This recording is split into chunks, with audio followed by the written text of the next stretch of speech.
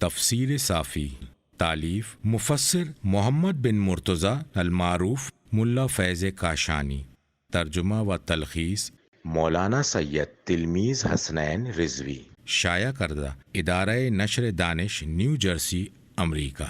سورۃ النمل۔ سورہ نمل مکی سورہ ہے، مکہ مکرمہ میں نازل ہوا اور اس میں 93 آیتیں ہیں۔ بسم اللہ الرحمن الرحیم، اللہ کے نام سے جو بڑا مہربان نہایت مشفق ہے۔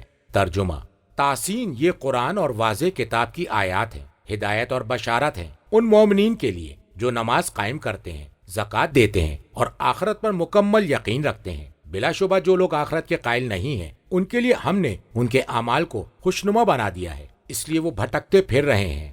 یہی وہ لوگ ہیں جن کے لیے بری سزا ہے اور آخرت میں یہ لوگ سب سے زیادہ خسارے میں ہوں گے۔ اور اے محمد، یہ قرآن آپ کو ایک حکیم و علیم ہستی کی جانب سے دیا جا رہا ہے۔ مذکور آیت کا ترجمہ ہے تاسین، یہ قرآن اور واضح کتاب کی آیات ہیں۔ کتاب معنی میں امام صادق علیہ السلام سے مروی ہے کہ تاسین کا مفہوم ہے مذکور آیت کے الفاظ سے مراد میں طلب کرنے والا اور سننے والا ہوں۔ آیت نمبر 1 سے 4 تک ترجمہ اوپر بیان کیا جا چکا ہے۔ مذکور آیت کا ترجمہ ہے ہم نے ان کے اعمال کو خوشنما بنا دیا ہے، یعنی ان کی طبیعتوں اور مزاج کی خواہش کے مطابق بنا دیا ہے جو ان کے دلوں کو محبوب ہے۔ مذکور آیت کا ترجمہ ہے وہ لوگ ان اعمال کے سبب حیرانی کے عالم میں بھٹکتے پھر رہے ہیں، ان کی سمجھ میں نہیں آ رہا ہے کہ وہ کس چیز کا اتباع کر رہے ہیں۔ مذکور آیت کا ترجمہ ہے یہی وہ لوگ ہیں جن کے لیے بری سزا ہے، جیسے قتل ہونا اور غزوہ بدر میں قید ہونا۔ مذکور آیت کا ترجمہ ہے اور آخرت میں یہ لوگ سب سے زیادہ خسارے میں ہوں گے، تمام انسانوں سے زیادہ خسارے میں، کیونکہ ثواب بھی ہاتھ سے جاتا رہا اور یہ سزا کے مستحق قرار پائے۔ مذکور آیت کا ترجمہ ہے اور اے محمد، یہ قرآن آپ کو دیا جا رہا ہے۔ مذکور آیت کا ترجمہ ہے ایک صاحب حکمت اور علیم ہستی کی جانب سے۔ ترجمہ: یاد کیجئے جب موسیٰ نے اپنے گھر والوں سے کہا تھا کہ مجھے آگ سی محسوس ہو رہی ہے، یا تو میں وہاں سے کوئی خبر لے کر آتا ہوں یا دہکتا ہوا انگارہ لے آتا ہوں تاکہ تم تاپ سکو۔ جب وہ اس جگہ پہنچے تو آواز آئی، مبارک ہو جو اس آگ میں جلوہ دکھا رہا ہے اور جو اس کے ارد گرد جلوہ نما ہے، اور پاک ہے اللہ جو تمام جہانوں کا پروردگار ہے۔ اے موسیٰ، میں ہی اللہ ہوں، غالب اور با حکمت۔ اے موسیٰ، اپنا عصا زمین پر ڈال دو۔ موسیٰ علیہ السلام نے جب یہ دیکھا کہ ان کا عصا سانپ کی طرح بل کھا رہا ہے تو وہ پیٹ پھیر کر بھاگے اور پیچھے مڑ کر بھی نہ دیکھا۔ اے موسیٰ، ڈرو نہیں، میری بارگاہ میں رسول ڈرا نہیں کرتے مگر جو قصوروار ہو، پھر اگر اس نے برائی کے بعد اسے اچھائی میں تبدیل کر دیا ہو تو بے شک میں بخشنے والا مہربان ہوں۔ مذکور آیت کا ترجمہ ہے یاد کیجئے جب موسیٰ نے اپنے گھر والوں سے کہا تھا مجھے آگ سی محسوس ہو رہی ہے۔ مذکور آیت کا ترجمہ ہے میں وہاں سے کوئی خبر لے کر آتا ہوں، یعنی راستے کے بارے میں معلومات حاصل کر کے آتا ہوں، کیونکہ وہ راستہ گم کر چکے تھے۔ مذکور آیت کا ترجمہ ہے یا دہکتا ہوا انگارہ لے آتا ہوں۔ مذکور آیت کے الفاظ کے معنی ہیں آگ کا شعلہ جسے آگ سے جدا کیا جائے۔ مذکورہ آیت میں حرف با کے ساتھ تادیہ گمان کی بنیاد پر ہے اور اسی لیے سورہ طٰہٰ آیت نمبر 10 میں مذکور آیت کا ترجمہ ہے کہا ہے، اور اس جملے میں امید کا صیغہ استعمال کیا ہے اور تردید ہے اس بات کو واضح کرنے کے لیے کہ اگر دونوں پر کامیاب نہ ہو سکے تو ایک میں انہیں کامیابی مل گئی ہے، ظاہری امر پر بنیاد رکھتے ہوئے اور اللہ پر بھروسہ کرتے ہوئے۔ مذکور آیت کا ترجمہ ہے اس امید پر کہ تم اسے تاپ سکو اور گرمی حاصل کرو۔ مذکور آیت کا ترجمہ ہے جب وہ اس جگہ پہنچے تو آواز آئی، مبارک ہو جو اس آگ میں جلوہ دکھا رہا ہے جو آگ کی جگہ میں ہے، اور وہ بقائے مبارکہ ہے جس کا ذکر اللہ تعالیٰ کے قول میں کیا جا چکا ہے۔ مذکور آیت کا ترجمہ ہے انہیں وادی کے دائیں کنارے ایک مبارک جگہ آواز آئی۔ مذکور آیت کا ترجمہ ہے اور اس کے ارد گرد جلوہ نما ہے۔ مذکور آیت کا ترجمہ ہے اور پاک ہے اللہ جو تمام جہانوں کا پروردگار ہے، ان باتوں سے جن سے اسے پکارا گیا ہے تاکہ اس کا کلام سننے کے بعد یہ توہم نہ ہو کہ یہ کلام اسی کے مشابہ ہے، اور اس امر کی عظمت کی وجہ سے تعجب کے سبب یہ جملہ لایا گیا۔ مذکور آیت کا ترجمہ ہے اے موسیٰ، میں ہی اللہ ہوں، غالب اور با حکمت، میں ہی قوی اور قادر ہوں ان چیزوں پر جو اوہام سے بعید ہیں، جیسے عصا کا سانپ بن جانا۔ میں وہ فاعل ہوں جو ہر کام حکمت و تدبیر سے انجام دیتا ہے۔ مذکور آیت کا ترجمہ ہے اور انہیں آواز دی گئی کہ اے موسیٰ تم اپنا عصا ڈال دو۔ مذکور آیت کا ترجمہ ہے جب موسیٰ نے عصا کو بل کھاتے ہوئے متحرک دیکھا مذکور آیت کا ترجمہ ہے گویا کہ وہ سانپ ہو، ہلکا پھلکا تیز رفتار۔ مذکور آیت کا ترجمہ ہے تو وہ پیٹ پھیر کر بھاگے اور پیچھے مڑ کر بھی نہ دیکھا۔ مذکورہ آیت کے لفظ کا مفہوم لفظ عقب سے ہے، یعنی وہ جنگجو جو بھاگنے کے بعد دوبارہ حملہ کرے۔ مذکور آیت کا ترجمہ ہے اے موسیٰ میرے علاوہ کسی اور سے نہ ڈرو، مجھ پر بھروسہ کرو۔ مذکور آیت کا ترجمہ ہے میری بارگاہ میں رسول ڈرا نہیں کرتے۔ مذکور آیت کا ترجمہ ہے مگر جو قصوروار ہو۔ مذکور آیت کا ترجمہ ہے پھر اگر اس نے برائی کے بعد اسے اچھائی میں تبدیل کر دیا ہو۔ مذکور آیت کا ترجمہ ہے تو بے شک میں بخشنے والا مہربان ہوں۔ کہا گیا ہے کہ اس آیت میں تعریض دوسرے پر ڈال کر بات کرنا ہے موسیٰ علیہ السلام کی طرف کہ انہوں نے قبطی کو مارا تھا، اور لفظ اللہ سے استثناء منقطع یا متصل دونوں ہو سکتا ہے، اور ثم بدلا نیا جملہ ہے جو محذوف پر عطف ہے، یعنی مذکور آیت کا ترجمہ ہے جس نے ظلم کیا پھر اس نے اپنے گناہ کو توبہ سے تبدیل کر دیا۔ تفسیر قمی میں ہے کہ الا من ظلم کے معنی ہے لا من ظلم، نہ وہ جس نے ظلم کیا ہو تو ایک حرف کو دوسرے کی جگہ رکھ دیا۔ ترجمہ اور اے موسیٰ تم اپنا ہاتھ اپنے گریبان میں ڈالو تو وہ بغیر کسی عیب کے چمکتا ہوا نکلے گا۔ یہ 9 نشانیوں میں سے 2 نشانیاں فرعون اور اس کی قوم کے لیے ہیں۔ یقیناً وہ فاسق قوم تھی، مگر جب ہماری واضح اور روشن نشانیاں ان کے سامنے آئیں تو انہوں نے کہا یہ تو کھلا جادو ہے۔ انہوں نے ظلم اور سرکشی کی بنیاد پر ان نشانیوں کا انکار کر دیا، حالانکہ ان کے دل ان کے قائل ہو چکے تھے۔ دیکھو تو صحیح ان فسادیوں کا انجام کیا ہوا۔ مذکور آیت کا ترجمہ ہے اور اے موسیٰ تم اپنا ہاتھ اپنے گریبان میں ڈالو، وہ بغیر کسی عیب کے چمکدار نکلے گا۔ مذکورہ آیت کے لفظ کے معنی ہے آفت۔ کتاب معانی میں امام صادق علیہ السلام سے مروی ہے، فرمایا کہ میں غیر سوئن سے مراد ہے من غیر برس کے نشان کے بغیر۔ مذکور آیت کا ترجمہ ہے 9 نشانیوں میں، یہ دونوں نشانیاں 9 نشانیوں میں شامل ہیں یا 9 کے علاوہ ہیں۔ 9 نشانیاں یہ ہیں: 1 مذکورہ آیت کے لفظ سے مراد سمندر کا شگافتہ ہونا۔ 2 مذکورہ آیت کے لفظ سے مراد زبردست طوفان کا آنا۔ 3 مذکورہ آیت کے لفظ سے مراد ٹڈی دل کا فصلوں کو تباہ کرنا۔ 4 مذکورہ آیت کے لفظ سے مراد جوئیں چیچڑیاں۔ 5 مذکورہ آیت کے لفظ سے مراد مینڈک کی فراوانی۔ 6 مذکورہ آیت کے لفظ سے مراد خون دریائے نیل اور کنواں کا پانی خون رنگ ہو گیا۔ 7 مذکورہ آیت کے لفظ سے مراد آل فرعون کے اموال کو نیست و نابود کرنا۔ 8 مذکورہ آیت کے الفاظ سے مراد ان کی وادیوں میں خشک سالی۔ 9 مذکورہ آیت کے الفاظ سے مراد ان کی کھیتی باڑی کا نقصان، پھلوں اور میووں کی کمی، اور جو عصا اور ہاتھ کے چمک کو اس میں شمار کرتا ہے وہ آخری 2 نشانیوں کو ایک سمجھے اور فلق کو شمار نہ کرے، اس لیے کہ اسے دے کر فرعون کی طرف نہیں بھیجا گیا۔ ایسا ہی کہا گیا ہے۔ مذکور آیت کا ترجمہ ہے فرعون اور اس کی قوم کی طرف یقیناً وہ فاسق قوم تھی۔ نشانیوں کو بھیجنے کی علت بیان کی جا رہی ہے۔ مذکور آیت کا ترجمہ ہے پس جب ہماری واضح اور روشن نشانیاں ان کے سامنے آئیں، یعنی موسیٰ علیہ السلام ان نشانیوں کو لے کر آئے۔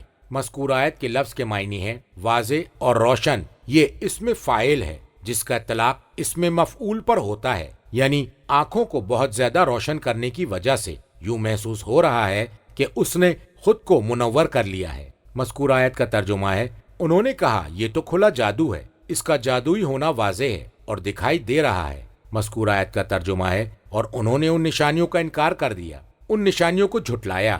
مذکور آیت کا ترجمہ ہے حالانکہ ان کے دل ان کے قائل ہو چکے تھے۔ مذکور آیت کا ترجمہ ہے ظلم اور سرکشی کی بنیاد پر اپنے نفسوں پر ظلم ڈھایا، اپنے آپ کو ایمان اور اطاعت سے بالا تر سمجھا۔ مذکور آیت کا ترجمہ ہے دیکھو تو صحیح ان فسادیوں کا انجام کیسا ہوا، وہ دنیا میں غرق ہونا ہے اور آخرت میں آتش جہنم میں جانا ہے۔ ترجمہ اور یقیناً ہم نے ہی داؤد اور سلیمان کو علم سے نوازا۔ ان دونوں نے کہا خدا کا شکر ہے کہ جس نے ہمیں اپنے بہت سے مومن بندوں پر فضیلت عطا کی، اور سلیمان داؤد کے وارث ہوئے۔ اور انہوں نے کہا اے لوگو ہمیں پرندوں کی بولیاں سکھلائی گئی ہیں اور ہمیں ہر طرح کی چیزیں دی گئی ہیں، بے شک یہ اللہ کا واضح فضل ہے۔ اور سلیمان کے لیے جنوں، انسانوں اور پرندوں کے لشکر جمع کیے گئے جنہیں منظم رکھا گیا تھا۔ مذکور آیت کا ترجمہ ہے اور یقیناً ہم نے ہی داؤد اور سلیمان کو علم سے نوازا، یعنی علم کا ایک حصہ مل گیا، یا علمن یعنی ہر طرح کا علم عطا کیا گیا۔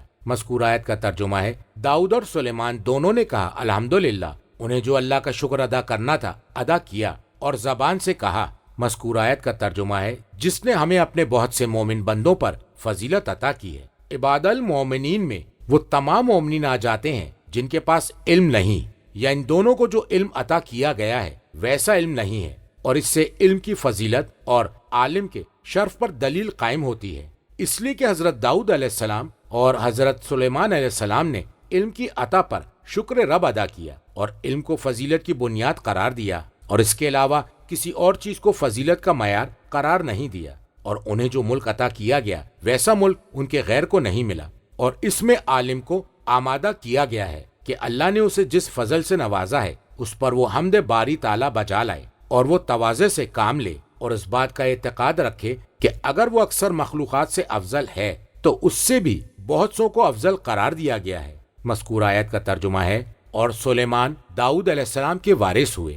ملک و اقتدار اور نبوت میں کتاب کافی میں امام جواد علیہ السلام سے مروی ہے، آپ سے یہ کہا گیا کہ لوگ یہ کہتے ہیں کہ آپ کم سن ہیں، تو امام علیہ السلام نے فرمایا کہ اللہ تعالیٰ نے حضرت داؤد علیہ السلام پر وحی کی کہ وہ سلیمان علیہ السلام کو اپنا جانشین بنا دیں، اور وہ اس وقت بچے تھے، بکریاں چرایا کرتے تھے، تو اس بات کو بنی اسرائیل کے عبادت گزاروں نے پسند نہیں کیا، تو اللہ تعالیٰ نے حضرت داؤد علیہ السلام پر وحی کی، تم ان کی باتیں بنانے والوں کا عصا لو اور سلیمان کا عصا لو، اور دونوں کو ایک گھر میں رکھ دو، اور ان دونوں پر قوم کے لوگوں کی مہر لگا دو، جب دوسرا دن آئے تو جس کا عصا پتے والا ہو جائے اور اس میں پھل نکل آئے وہ خلیفہ ہوگا۔ داؤد علیہ السلام نے انہیں اس بات سے مطلع کیا تو انہوں نے کہا ہم راضی ہیں، اور انہوں نے اس بات کو تسلیم کیا۔ مذکور آیت کا ترجمہ ہے، اور انہوں نے کہا اے لوگو ہمیں پرندوں کی بولیاں سکھائی گئی ہیں۔ مذکور آیت کا ترجمہ ہے، اور ہمیں ہر طرح کی چیزیں دی گئی ہیں۔ اللہ کی نعمت کی تشبیہ کے لیے اور اس کی تعریف و توصیف کے لیے یہ کہا ہے، اور معجزے کا ذکر کر کے لوگوں کو اس کی تصدیق کی دعوت دی ہے۔ کتاب البصائر میں امام صادق علیہ السلام سے مروی ہے کہ کسی شخص نے آپ کے سامنے اس آیت کی تلاوت کی تو آپ نے فرمایا کہ یہ مذکور آیت کا ترجمہ ہے، یعنی ہمیں ہر شے عطا کی گئی ہے۔ مذکور آیت کا ترجمہ ہے، بے شک یہ اللہ کا واضح فضل ہے جو کسی پر پوشیدہ نہیں ہے۔ کتاب جوامع میں امام صادق علیہ السلام سے مروی ہے، یعنی ملک اور نبوت۔ تفسیر قمی میں امام صادق علیہ السلام سے مروی ہے، حضرت سلیمان بن داؤد علیہ السلام کو علم کے ساتھ ساتھ ہر زبان میں گفتگو کا علم، لغات کی معرفت، پرندوں کی بولی، چوپایوں اور درندوں کی زبانیں، اور جب جنگوں میں شرکت کی تو فارسی زبان میں بھی گفتگو کی تھی، اور جب جنگوں میں شرکت کی تو فارسی زبان میں بھی گفتگو کی تھی، اور جب وہ اپنے کارندوں، لشکر والوں اور اہل مملکت کے ساتھ نشست کرتے تھے تو رومی زبان میں گفتگو کرتے تھے، اور جب اپنی بیویوں سے تنہائی میں ملتے تھے تو سریانی اور نبتی بولتے تھے، اور جب محراب عبادت میں اپنے رب سے مناجات کے لیے کھڑے ہوتے تھے تو عربی زبان میں مناجات کرتے تھے، اور جب وفدوں سے ملاقات اور فیصلہ کرنے کے لیے بیٹھتے تھے تو عبرانی میں بات کرتے تھے۔ تفسیر مجموع البیان میں امام صادق علیہ السلام اپنے والد گرامی سے روایت کرتے ہیں، فرمایا کہ حضرت سلیمان بن داؤد علیہ السلام کو زمین کے مشارق اور مغارب کے ممالک عطا کیے گئے تھے۔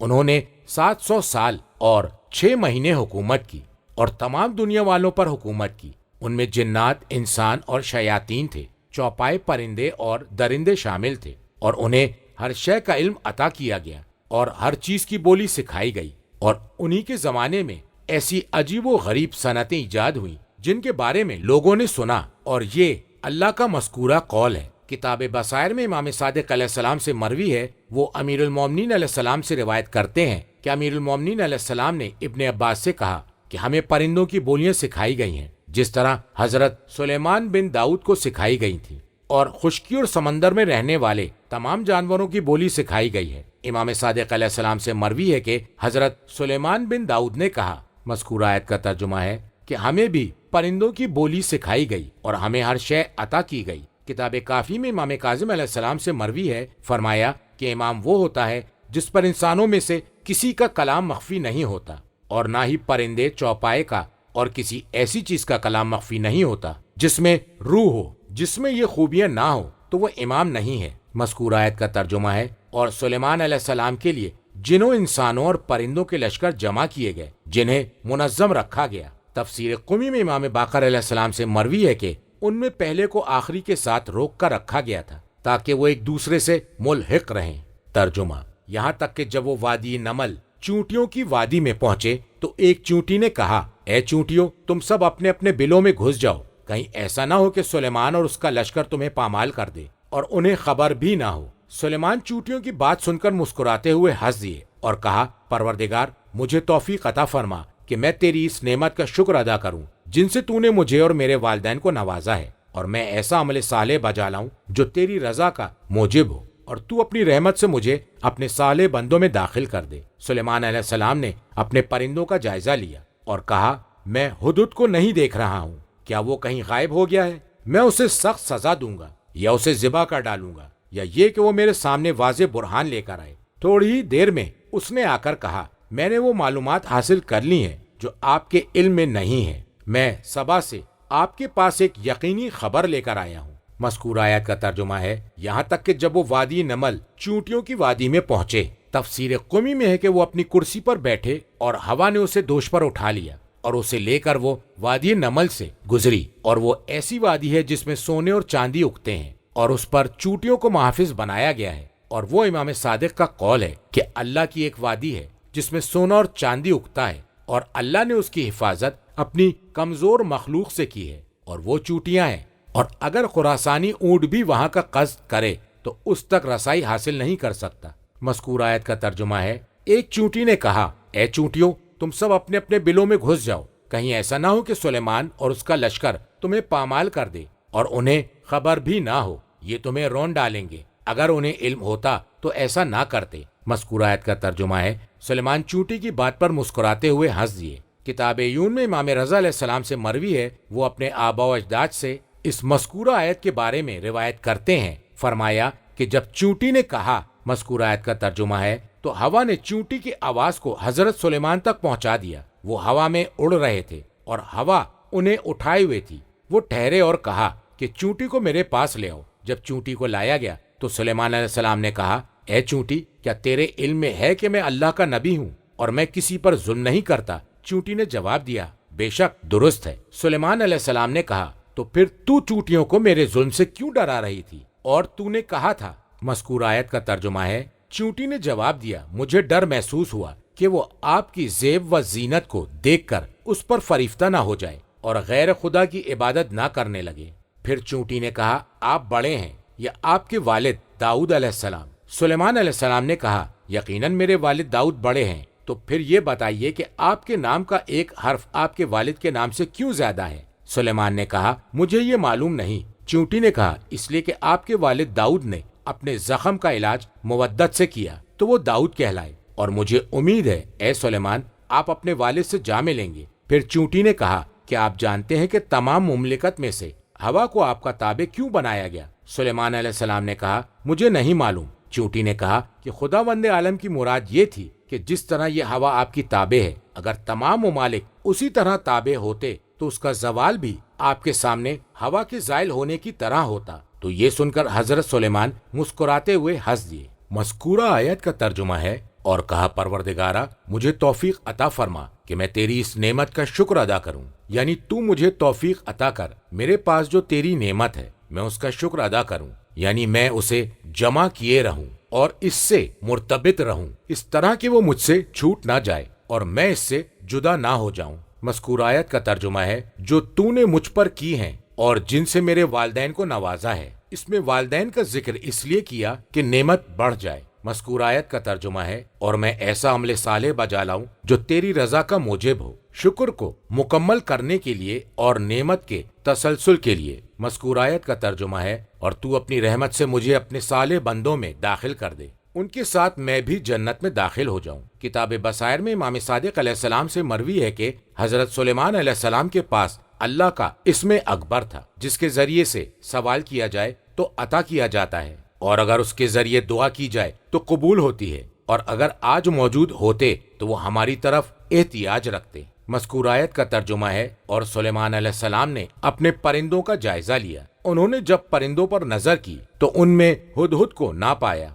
मज़कूर आयत का तर्जुमा है, सुलेमान अलैहिस्सलाम ने कहा कि मैं हुदहुद को नहीं देख रहा हूँ, क्या वो कहीं गायब हो गया है? तफसीर क़ुमी में कि हजरत सुलेमान अलैहिस्सलाम जब कुर्सी पर बैठते थे تو تمام پرندے جنہیں ان کے لیے مسخر کر دیا گیا تھا سلیمان علیہ السلام کی کرسی اور اس بساط پر سورج کی حرارت سے سایہ فگن ہوتے جس پر دیگر افراد بیٹھتے تھے۔ پرندوں کے درمیان میں سے انہوں نے ہدہد کو غائب پایا تو سلیمان علیہ السلام کی آغوش میں اس مقام سے سورج کی کرنیں پڑیں۔ انہوں نے سر اٹھا کر دیکھا اور فرمایا جیسا کہ رب العزت نے بیان کیا ہے۔ مذکور آیت کا ترجمہ ہے میں اسے سخت سزا دوں گا تاکہ اس جیسے پرندے اس سے عبرت حاصل کریں۔ مذکور آیت کا ترجمہ ہے یا یہ کہ وہ میرے سامنے واضح برہان لے کر آئے، ایسی حجت جو اس کے عذر کو واضح کر دے۔ کتاب کافی میں امام کاظم علیہ السلام سے مروی ہے کہ حضرت سلیمان علیہ السلام اس لیے ہدہد پر ناراض ہوئے کہ وہ پانی کی طرف ان کی رہنمائی کرتا تھا۔ امام علیہ السلام نے فرمایا اور یہ وہ پرندہ ہے جسے ایسی صفت عطا ہوئی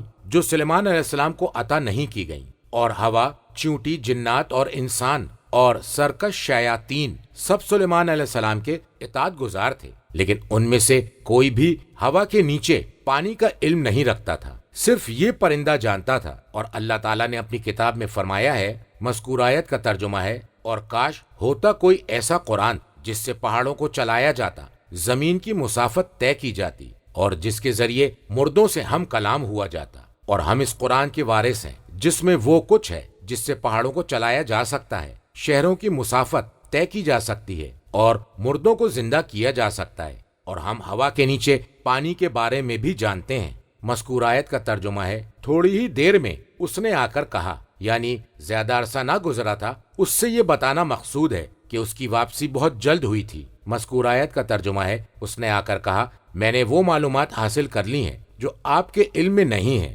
یعنی سبا کا حال اور ہدہد کا اس طرح مخاطب کر کے سلیمان علیہ السلام کو بتلانا مقصود ہے کہ اللہ تعالیٰ کی ایک ادنا مخلوق وہ علم رکھتی ہے جس سے آپ محروم ہیں، تاکہ وہ اپنے آپ کو حقیر سمجھیں اور انہیں اپنے علم کی کمی کا احساس ہو۔ مذکور آیت کا ترجمہ ہے میں سبا سے آپ کے پاس ایک یقینی خبر لے کر آیا ہوں۔ مذکور آیت کے الفاظ کا مفہوم ہے بخبر محقق، یعنی تصدیق شدہ خبر۔ ترجمہ میں نے وہاں دیکھا کہ ایک عورت ان کی حکمران ہے اور اس کے پاس ہر طرح کا ساز و سامان ہے اور اس کا تخت بڑا عظیم الشان ہے۔ میں نے اسے اور اس کی قوم کو اللہ کو چھوڑ کر سورج کے سامنے سجدہ ریز پایا ہے، اور شیطان نے ان کے اعمال ان کے لیے خوشنما بنا دیے ہیں اور انہیں راستے سے روک دیا ہے، لہٰذا وہ ہدایت سے محروم ہیں۔ وہ اس اللہ کو سجدہ کیوں نہیں کرتے جو آسمانوں اور زمین کی پوشیدہ چیزوں کو نکالتا ہے، اور تم جو کچھ چھپا کر یا دکھا کر کرتے ہو وہ سب کچھ جانتا ہے۔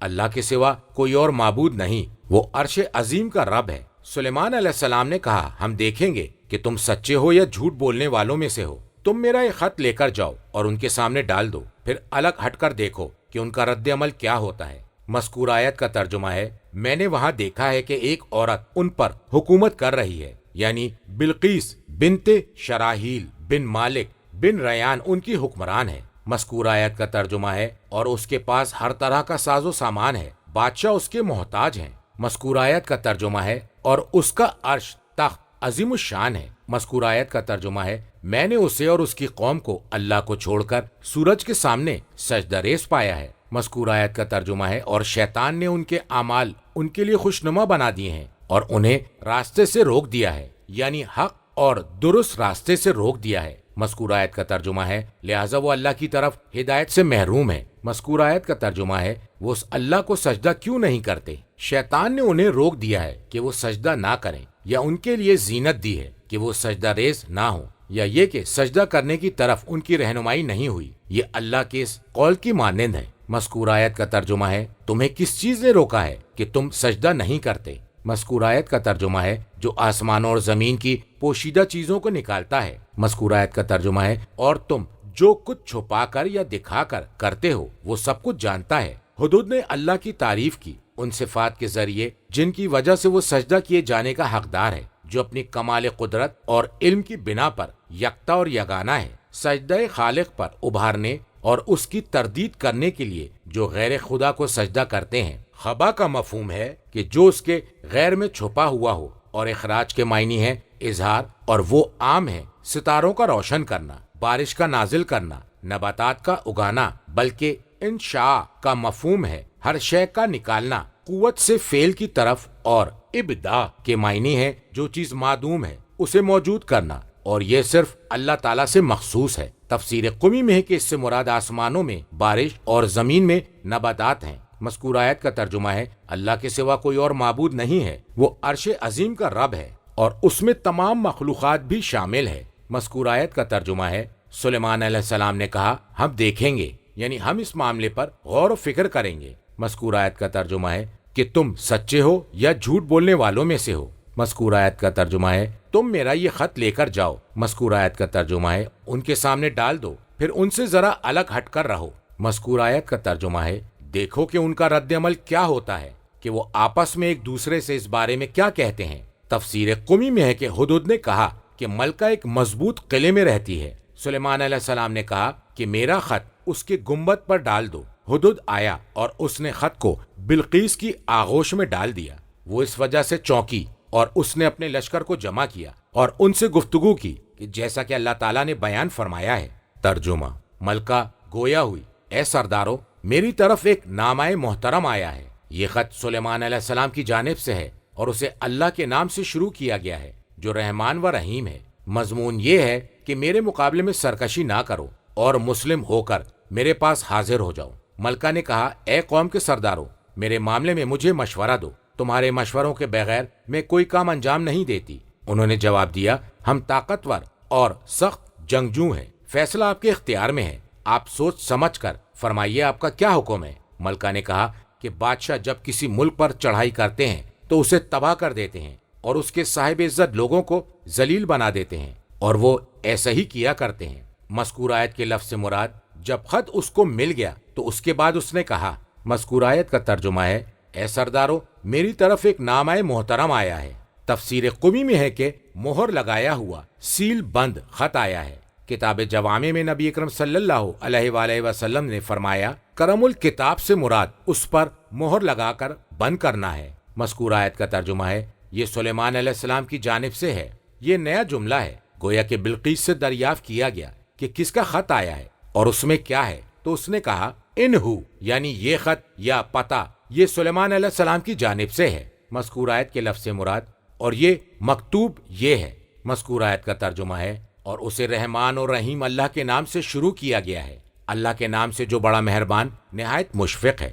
مذکور آیت کا ترجمہ ہے مضمون یہ ہے کہ میرے مقابلے میں سرکشی نہ کرو اور مسلم ہو کر میرے پاس حاضر ہو جاؤ۔ مسلمین کا مفہوم ہے ایمان لا کر یا اطاعت گزار ہو کر، اور یہ کلام نہایت مختصر ہے جبکہ مکمل طور پر مقصود کی جانب رہنمائی کرتا ہے، اس لیے کہ بسم اللہ الرحمن الرحیم پر مشتمل ہے جو صانع اور اس کی صفات پر دلالت کر رہا ہے، اور سرکشی سے روکا جا رہا ہے جو تمام برائیوں رذائل کی جڑ ہے، اور اسلام یعنی سر تسلیم خم کرنے کا حکم دیا جا رہا ہے جو امہات فضائل کا مجموعہ ہے۔ اپنی رسالت پر حجت قائم کرنے سے پہلے اطاعت کا حکم نہیں ہے تاکہ اس سے تقلید کی استدعا کی جائے، اس لیے کہ اس عالم میں خط کا اس تک پہنچانا عظیم ترین دلیلوں میں سے ہے۔ مذکور آیت کا ترجمہ ہے ملکہ نے کہا اے قوم کے سردارو، تم میرے معاملے میں مجھے مشورہ دو، تم بتاؤ تمہارے نزدیک کیا درست ہے۔ مذکور آیت کا ترجمہ ہے میں تمہارے مشوروں کے بغیر کوئی کام انجام نہیں دیتی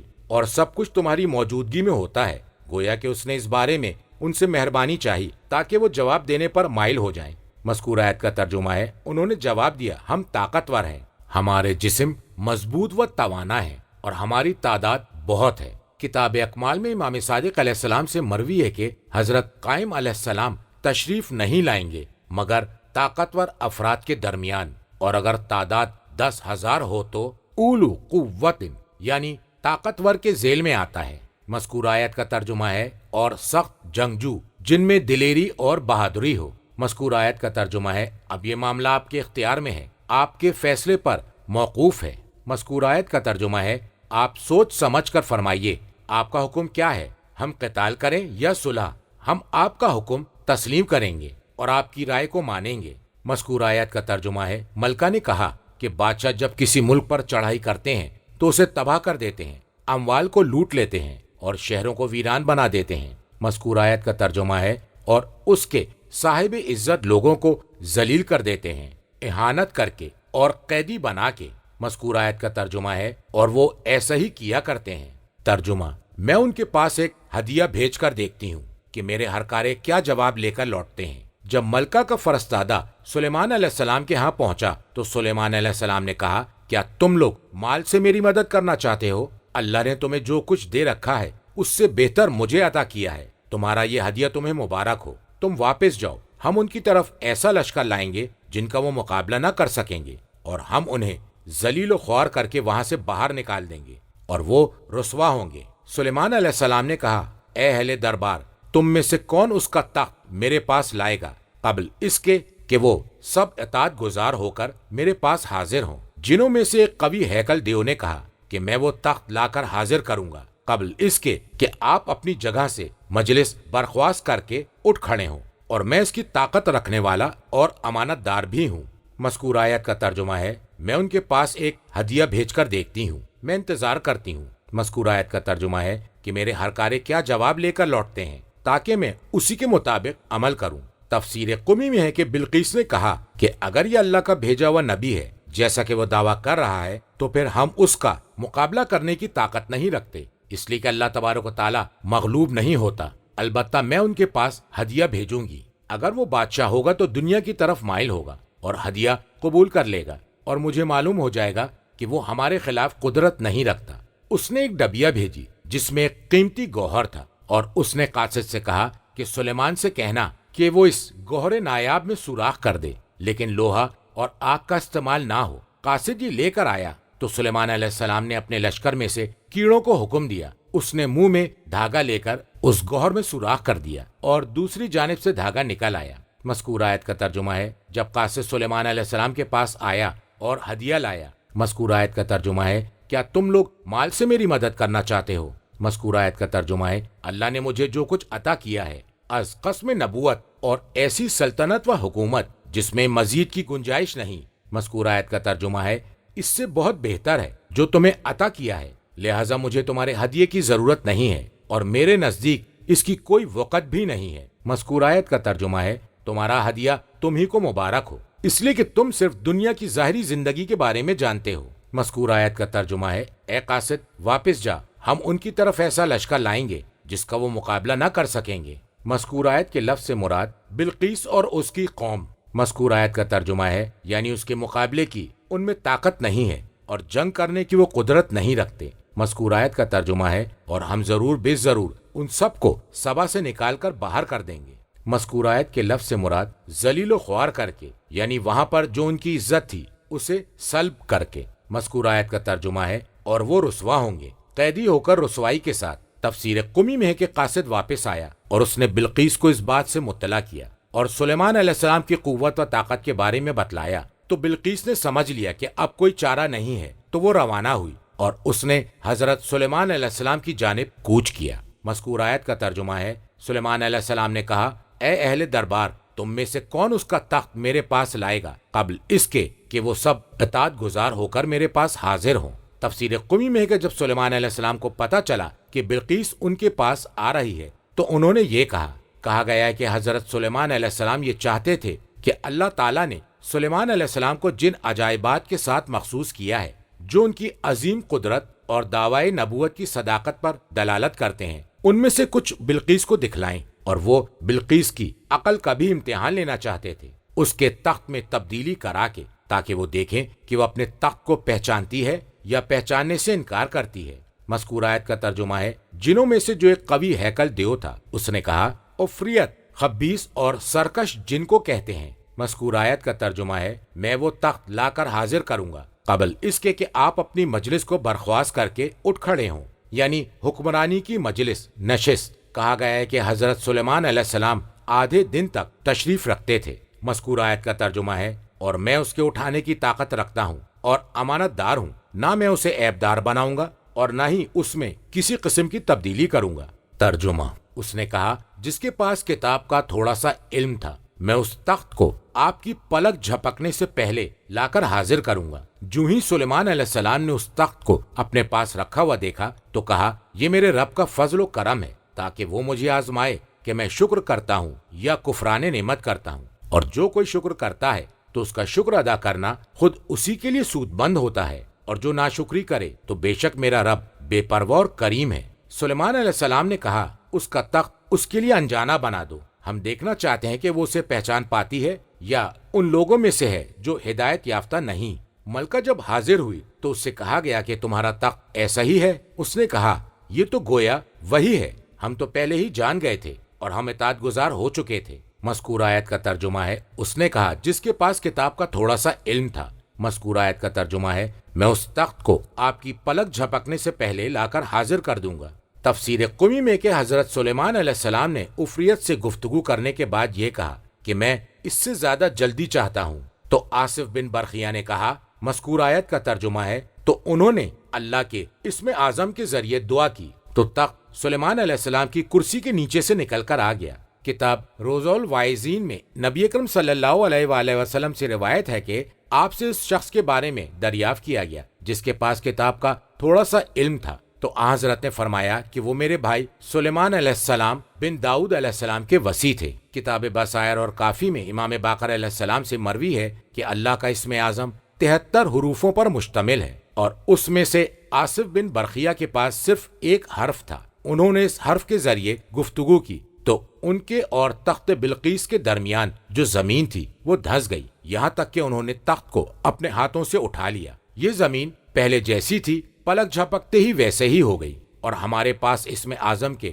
72 حروف ہیں اور ایک حرف اللہ کے پاس علم غیب میں اس کے لیے مخصوص ہے۔ مذکور عربی کا ترجمہ ہے، اور دوسری روایت میں بصائر میں ہے کہ آصف بن برقیہ نے اسم اعظم سے گفتگو کی تو ان کے اور تخت کے درمیان کی زمین دھس گئی اور دونوں سرے مل گئے اور تخت اس طرف سے اس طرف منتقل ہو گیا۔ اور دوسری روایت میں الکافی میں امام ہادی علیہ السلام سے مروی ہے، فرمایا کہ اسم اعظم کے وسیلے سے گفتگو کی تو ان کے اور سبا کے درمیان کی زمین شگافتہ ہو گئی، پھر انہوں نے تخت بلقیس کو اٹھا لیا یہاں تک کہ اسے سلیمان علیہ السلام تک پہنچا دیا، پھر زمین پھیل گئی پلک جھپکنے سے بھی کم مدت میں۔ تفسیر مجموع البیان میں امام صادق علیہ السلام سے مروی ہے، فرمایا کہ زمین ان کے لیے لپیٹ دی گئی۔ تفسیر عیاشی میں امام ہادی علیہ السلام سے مروی ہے کہ جس کے پاس کتاب کا تھوڑا سا علم تھا وہ آصف بن برقیہ تھے، اور حضرت سلیمان علیہ السلام اس چیز کی معرفت سے عاجز نہ تھے جسے آصف پہچانتے تھے، لیکن انہوں نے اس بات کو پسند کیا کہ تمام جنوں اور انسانوں کو پتہ چل جائے کہ آصف بن برقیہ ہی حضرت سلیمان علیہ السلام کے بعد حجت ہے، اور یہ سلیمان علیہ السلام کا علم تھا جسے انہوں نے اللہ کے حکم سے آصف بن برقیہ کو ودیت سپرد کیا تھا۔ اللہ تعالیٰ نے اس بات کو اس لیے سمجھایا تاکہ ان کی امامت اور ولایت میں اختلاف نہ ہو، جس طرح اللہ تبارک و تعالیٰ نے سلیمان علیہ السلام کو حضرت داؤد کی زندگی میں سمجھا دیا تھا تاکہ ان کے بعد سلیمان علیہ السلام کی نبوت و امامت پہچانی جائے اور مخلوقات پر حجت واضح کر دی جائے۔ مذکور آیت کا ترجمہ ہے، جب سلیمان علیہ السلام نے تخت بلقیس کو اپنے قرین رکھا ہوا دیکھا، مذکور آیت کا ترجمہ ہے، سلیمان علیہ السلام نے کہا یہ میرے رب کا فضل و کرم ہے، جو ہی نعمت ملی فوراً شکر ادا کیا، جیسا کہ اللہ کے مخلص بندوں کا شیوا ہے۔ فضل ربی کا مفہوم ہے کہ اللہ نے مجھے بغیر کسی استحقاق کے نوازا ہے۔ مذکور آیت کا ترجمہ ہے تاکہ وہ مجھے آزمائے کہ کیا میں شکر کرتا ہوں، یہ کہ میں اسے دیکھتا ہوں کہ اللہ کا فضل و کرم ہے، اس میں میری قوت و طاقت کا دخل نہیں، اور میں اس کا حق ادا کرنے کے لیے آمادہ ہو جاؤں۔ مذکور آیت کا ترجمہ ہے، یا کفران نعمت کرتا رہوں کہ میں اپنے آپ کو درمیان میں پاتا ہوں، یا اس کے واجبات کی ادائیگی میں تقصیر کوتاہی سے کام لیتا ہوں۔ مذکور آیت کا ترجمہ ہے، اور جو کوئی شکر کرتا ہے تو اس کا شکر ادا کرنا خود اسی کے لیے سود مند ہوتا ہے، اس لیے کہ اس شکر کی وجہ سے وہ دائمی نعمت کو جلب کھینچتا کرتا ہے اور مزید نعمت کی امید ہوتی ہے۔ مذکور آیت کا ترجمہ ہے، اور جو ناشکری کرے تو بے شک میرا پروردگار بے پرواہ اور کریم ہے، غنی ہے شکر ادا کیے جانے سے، اور کریم ہے کہ اس نے دوبارہ نعمت سے نوازا۔ مذکور آیت کا ترجمہ ہے، سلیمان علیہ السلام نے کہا اس کا تخت اس کے لیے انجانا بنا دو، اس کی شکل و حیت میں تبدیلی کر دو۔ مذکور آیت کا ترجمہ ہے، ہم دیکھنا چاہتے ہیں کہ وہ اسے پہچان پاتی ہے یا ان لوگوں میں سے ہے جو ہدایت یافتہ نہیں ہے، یعنی اس کی معرفت نہیں رکھتے۔ مذکور آیت کا ترجمہ ہے، پس جب وہ حاضر ہوئی تو اس سے دریافت کیا گیا کیا تمہارا تخت ایسا ہی ہے، یعنی یہ تمہارے تخت جیسا ہے؟ دراصل اس کی عقل کا امتحان لینا مقصود تھا۔ مذکور آیت کا ترجمہ ہے، اس نے کہا یہ تو گویا وہی ہے، اس نے یہ نہیں کہا یہ وہی ہے، اس احتمال کی بنیاد پر کہ ہو سکتا ہے کہ یہ تخت میرے تخت جیسا ہو، اور یہ اس کے کمال عقل کی دلیل ہے۔ مذکور آیت کا ترجمہ ہے، ہم تو پہلے ہی جان گئے تھے اور ہم اطاعت گزار ہو چکے تھے۔ کہا گیا ہے کہ یہ اس کے کلام کا تتمہ ہے، گویا کہ بلقیس نے گمان کیا کہ کہ سلیمان علیہ السلام نے اس طرح اس کی عقل کا امتحان لینا چاہا اور اسے اپنا معجزہ دکھانا چاہا تو اس نے کہا کہ ہمیں اللہ تعالیٰ کی قدرت کاملہ اور آپ کی نبوت کی درستی کا علم اس حالت سے پہلے ہی مل چکا تھا۔ ترجمہ: اور وہ اللہ کے علاوہ جس کی عبادت کیا کرتی تھی اس نے اسے روک رکھا تھا۔ اس کا تعلق ایک کافر قوم سے تھا۔ ملکہ سے کہا گیا کہ محل میں تشریف لے چلیں۔ اس نے جو دیکھا تو سمجھی کہ پانی کی لہریں ہیں اور اس نے اپنے پائچے پنڈلیوں سے اٹھا لیے۔ سلیمان علیہ السلام نے کہا یہ شیشے سے مرصع محل ہے۔ ملکہ نے کہا میرے پروردگار، میں نے خود پر ظلم ڈھایا ہے۔ میں نے سلیمان علیہ السلام کے ساتھ اللہ رب العالمین کی اطاعت قبول کر لی اور ہم نے قوم سمود کی طرف ان کے بھائی صالح کو اس پیغام کے ساتھ بھیجا کہ اللہ کی عبادت کرو تو وہ دو فریق ہو گئے جو آپس میں جھگڑنے لگے۔ صالح نے کہا اے میری قوم کے لوگوں، بھلائی سے قبل برائی کے لیے کیوں جلدی کر رہے ہو؟ تم اللہ سے مغفرت طلب کیوں نہیں کرتے؟ ہو سکتا ہے تم پر رحم فرمایا جائے۔ مذکورہ آیت کا ترجمہ ہے اور وہ اللہ کے علاوہ جس کی عبادت کیا کرتی تھی اس نے اسے روک رکھا تھا، یعنی سورج کی پرستش نے اسے اسلام کی جانب قدم بڑھانے سے روک رکھا تھا۔ مذکورہ آیت کا ترجمہ ہے اس کا تعلق ایک کافر قوم سے تھا، یعنی چونکہ کافروں میں اس کی نشوونما ہوئی تھی اس لیے وہ عبادت خداوندی سے دور تھی۔ مذکورہ آیت کا ترجمہ ہے ملکہ سے کہا گیا محل میں تشریف لے چلیں۔ السرح کے معنی ہے القصر یعنی محل، اور کہا گیا ہے کہ گھر کا صحن بھی اس کا مفہوم ہے۔ مذکورہ آیت کا ترجمہ ہے اس نے جو دیکھا تو سمجھی کہ پانی کی لہریں ہیں۔ مذکورہ آیت کا ترجمہ ہے اور اس نے اپنے پائچے پنڈلیوں سے اٹھا لیے، یہ سمجھ کر کے یہاں پانی ہے۔ مذکورہ آیت کا ترجمہ ہے سلیمان علیہ السلام نے کہا یہ شیشے سے مرصع محل ہے۔ مذکورہ آیت کا ترجمہ ہے بلقیس نے کہا میرے پروردگار، میں نے اپنے نفس پر ظلم کیا ہے کہ میں سورج کو پوچھتی رہی۔ کہا گیا ہے کہ میں نے سلیمان علیہ السلام کے بارے میں بدگمانی کی، وہ یہ سمجھی کہ سلیمان علیہ السلام اسے لہروں میں غرق کر دیں گے، اس لیے کہا ظلمت نفسی۔ مذکورہ آیت کا ترجمہ ہے اور میں نے سلیمان علیہ السلام کے ساتھ اللہ رب العالمین کی اطاعت قبول کر لی، یعنی اس نے اپنے بندوں کو جو حکم دیا ہے میں نے اسے قبول کر لیا۔ روایت کی گئی ہے کہ اللہ تعالیٰ نے بلقیس کے آنے سے پہلے سلیمان علیہ السلام کو حکم دیا تھا، اسی وجہ سے سلیمان علیہ السلام نے اپنا محل سفید شیشے سے بنایا اور اس کے نیچے پانی جاری کر دیا اور اس میں سمندر کے حیوانات کو ڈال دیا اور اپنا تخت اس کے درمیان میں رکھ دیا اور وہ اس پر بیٹھ گئے۔ جب بلقیس نے اسے دیکھا تو وہ سمجھی کہ یہ ٹھہرا ہوا پانی ہے، لہٰذا اس نے اپنے پائچے سمیٹ لیے۔ تفسیر قمی میں ہے کہ سلیمان علیہ السلام نے حکم دیا تھا کہ بلقیس کے لیے ایک گھر بنایا جائے جو شیشوں سے بنا ہو اور اسے پانی پر رکھ دیا جائے۔ پھر سلیمان علیہ السلام نے اس سے کہا، مذکورہ آیت کا ترجمہ ہے محل میں داخل ہو جائیے۔ اس نے سوچا کہ یہ پانی ہے تو اس نے اپنے کپڑے اٹھا لیے اور اس کی پنڈلیاں ظاہر ہو گئیں۔ پنڈلیوں پر بہت زیادہ بال تھے۔ اس سے کہا گیا، مذکورہ آیت کا ترجمہ ہے یہ تو شیشوں سے جڑا ہوا محل ہے۔ اس نے کہا ربی انی ظلمت، پروردگار میں نے خود پر ظلم کیا ہے۔ سلیمان علیہ السلام نے اس سے شادی کر لی اور یہ بلقیس بنت الشرح حمیریہ تھی۔ حضرت سلیمان علیہ السلام نے شیاطین سے کہا کہ تم کوئی ایسی چیز بناؤ جس سے اس کے پیروں کے بال ختم ہو جائیں، تو انہوں نے حمام تعمیر کیے اور نورا تیار کیا۔ تو حمام اور نورا شیاطین نے بلقیس کے لیے بنایا تھا، اور اسی طرح پنچکی بھی انہی شیاطین کی ایجاد ہے۔ مذکورہ آیت کا ترجمہ ہے اور ہم نے قوم سمود کی طرف ان کے بھائی صالح کو بھیجا۔ مذکورہ آیت کا ترجمہ ہے کہ تم اللہ کی عبادت کرو تو وہ دو فریق ہو گئے جو آپس میں جھگڑنے لگے۔ تفسیر قمی میں ہے امام باقر علیہ السلام سے مروی ہے، آپ نے فرمایا کہ اللہ تعالیٰ ارشاد فرما رہا ہے کہ دو گروہوں میں ایک مصدق تصدیق کرنے والا اور دوسرا مکذب جھٹلانے والا ہے۔ ان میں جو لوگ کافر ہیں انہوں نے کہا، مذکورہ عربی کا ترجمہ ہے کیا تم گواہی دیتے ہو کہ صالح اپنے رب کی طرف سے رسول بنا کر بھیجے گئے ہیں؟ اور مومنین نے کہا، مذکورہ عربی کا ترجمہ ہے کہ صالح جن چیزوں کے ساتھ بھیجے گئے ہیں ہم اس پر ایمان لاتے ہیں۔ ان میں سے کافروں نے کہا، مذکورہ عربی کا ترجمہ ہے کہ تم لوگ جس چیز پر ایمان لاتے ہو ہم اس کا انکار کرتے ہیں۔ اور انہوں نے کہا، مذکورہ عربی کا ترجمہ ہے اے صالح آپ کوئی معجزہ لے کر آئیں اگر آپ اپنے دعوے میں سچے ہیں۔ اس وقت حضرت صالح علیہ السلام ناقہ اونٹنی لے کر آئے، ان لوگوں نے اسے ذبح کر ڈالا، اور جس شخص نے اسے ذبح کیا تھا وہ نیلا اور سرخ تھا اور زنا کی اولاد تھا۔ مذکورہ آیت کا ترجمہ ہے، صالح نے کہا اے میری قوم کے لوگوں، بھلائی سے قبل برائی کے لیے کیوں جلدی کر رہے ہو؟ یعنی توبہ سے پہلے عذاب کے متمنی ہو۔ اور وہ کہا کرتے تھے کہ اگر صالح سچے ہیں تو ان کا وعدہ پورا ہو کر رہے گا۔ تفسیر قمی میں ہے کہ ناقے کے آنے سے پہلے انہوں نے دردناک عذاب کے لانے کا سوال کیا تھا، تو ان لوگوں نے صالح کا امتحان لینا چاہا۔ صالح علیہ السلام نے فرمایا، مذکور آیت کا ترجمہ ہے، یعنی وہ فرما رہے تھے کہ تم رحمت سے پہلے عذاب کا سوال کیوں کر رہے ہو۔ مذکور آیت کا ترجمہ ہے، تم اللہ سے مغفرت کیوں نہیں کرتے، یعنی عذاب کے نازل ہونے سے پہلے اللہ سے مغفرت طلب کیوں نہیں کرتے۔ مذکور آیت کا ترجمہ ہے، ہو سکتا ہے کہ تم پر رحم فرمایا جائے تمہاری توبہ قبول کر کے، اس لیے کہ جب عذاب نازل ہوتا ہے اس وقت توبہ قبول نہیں ہوتی۔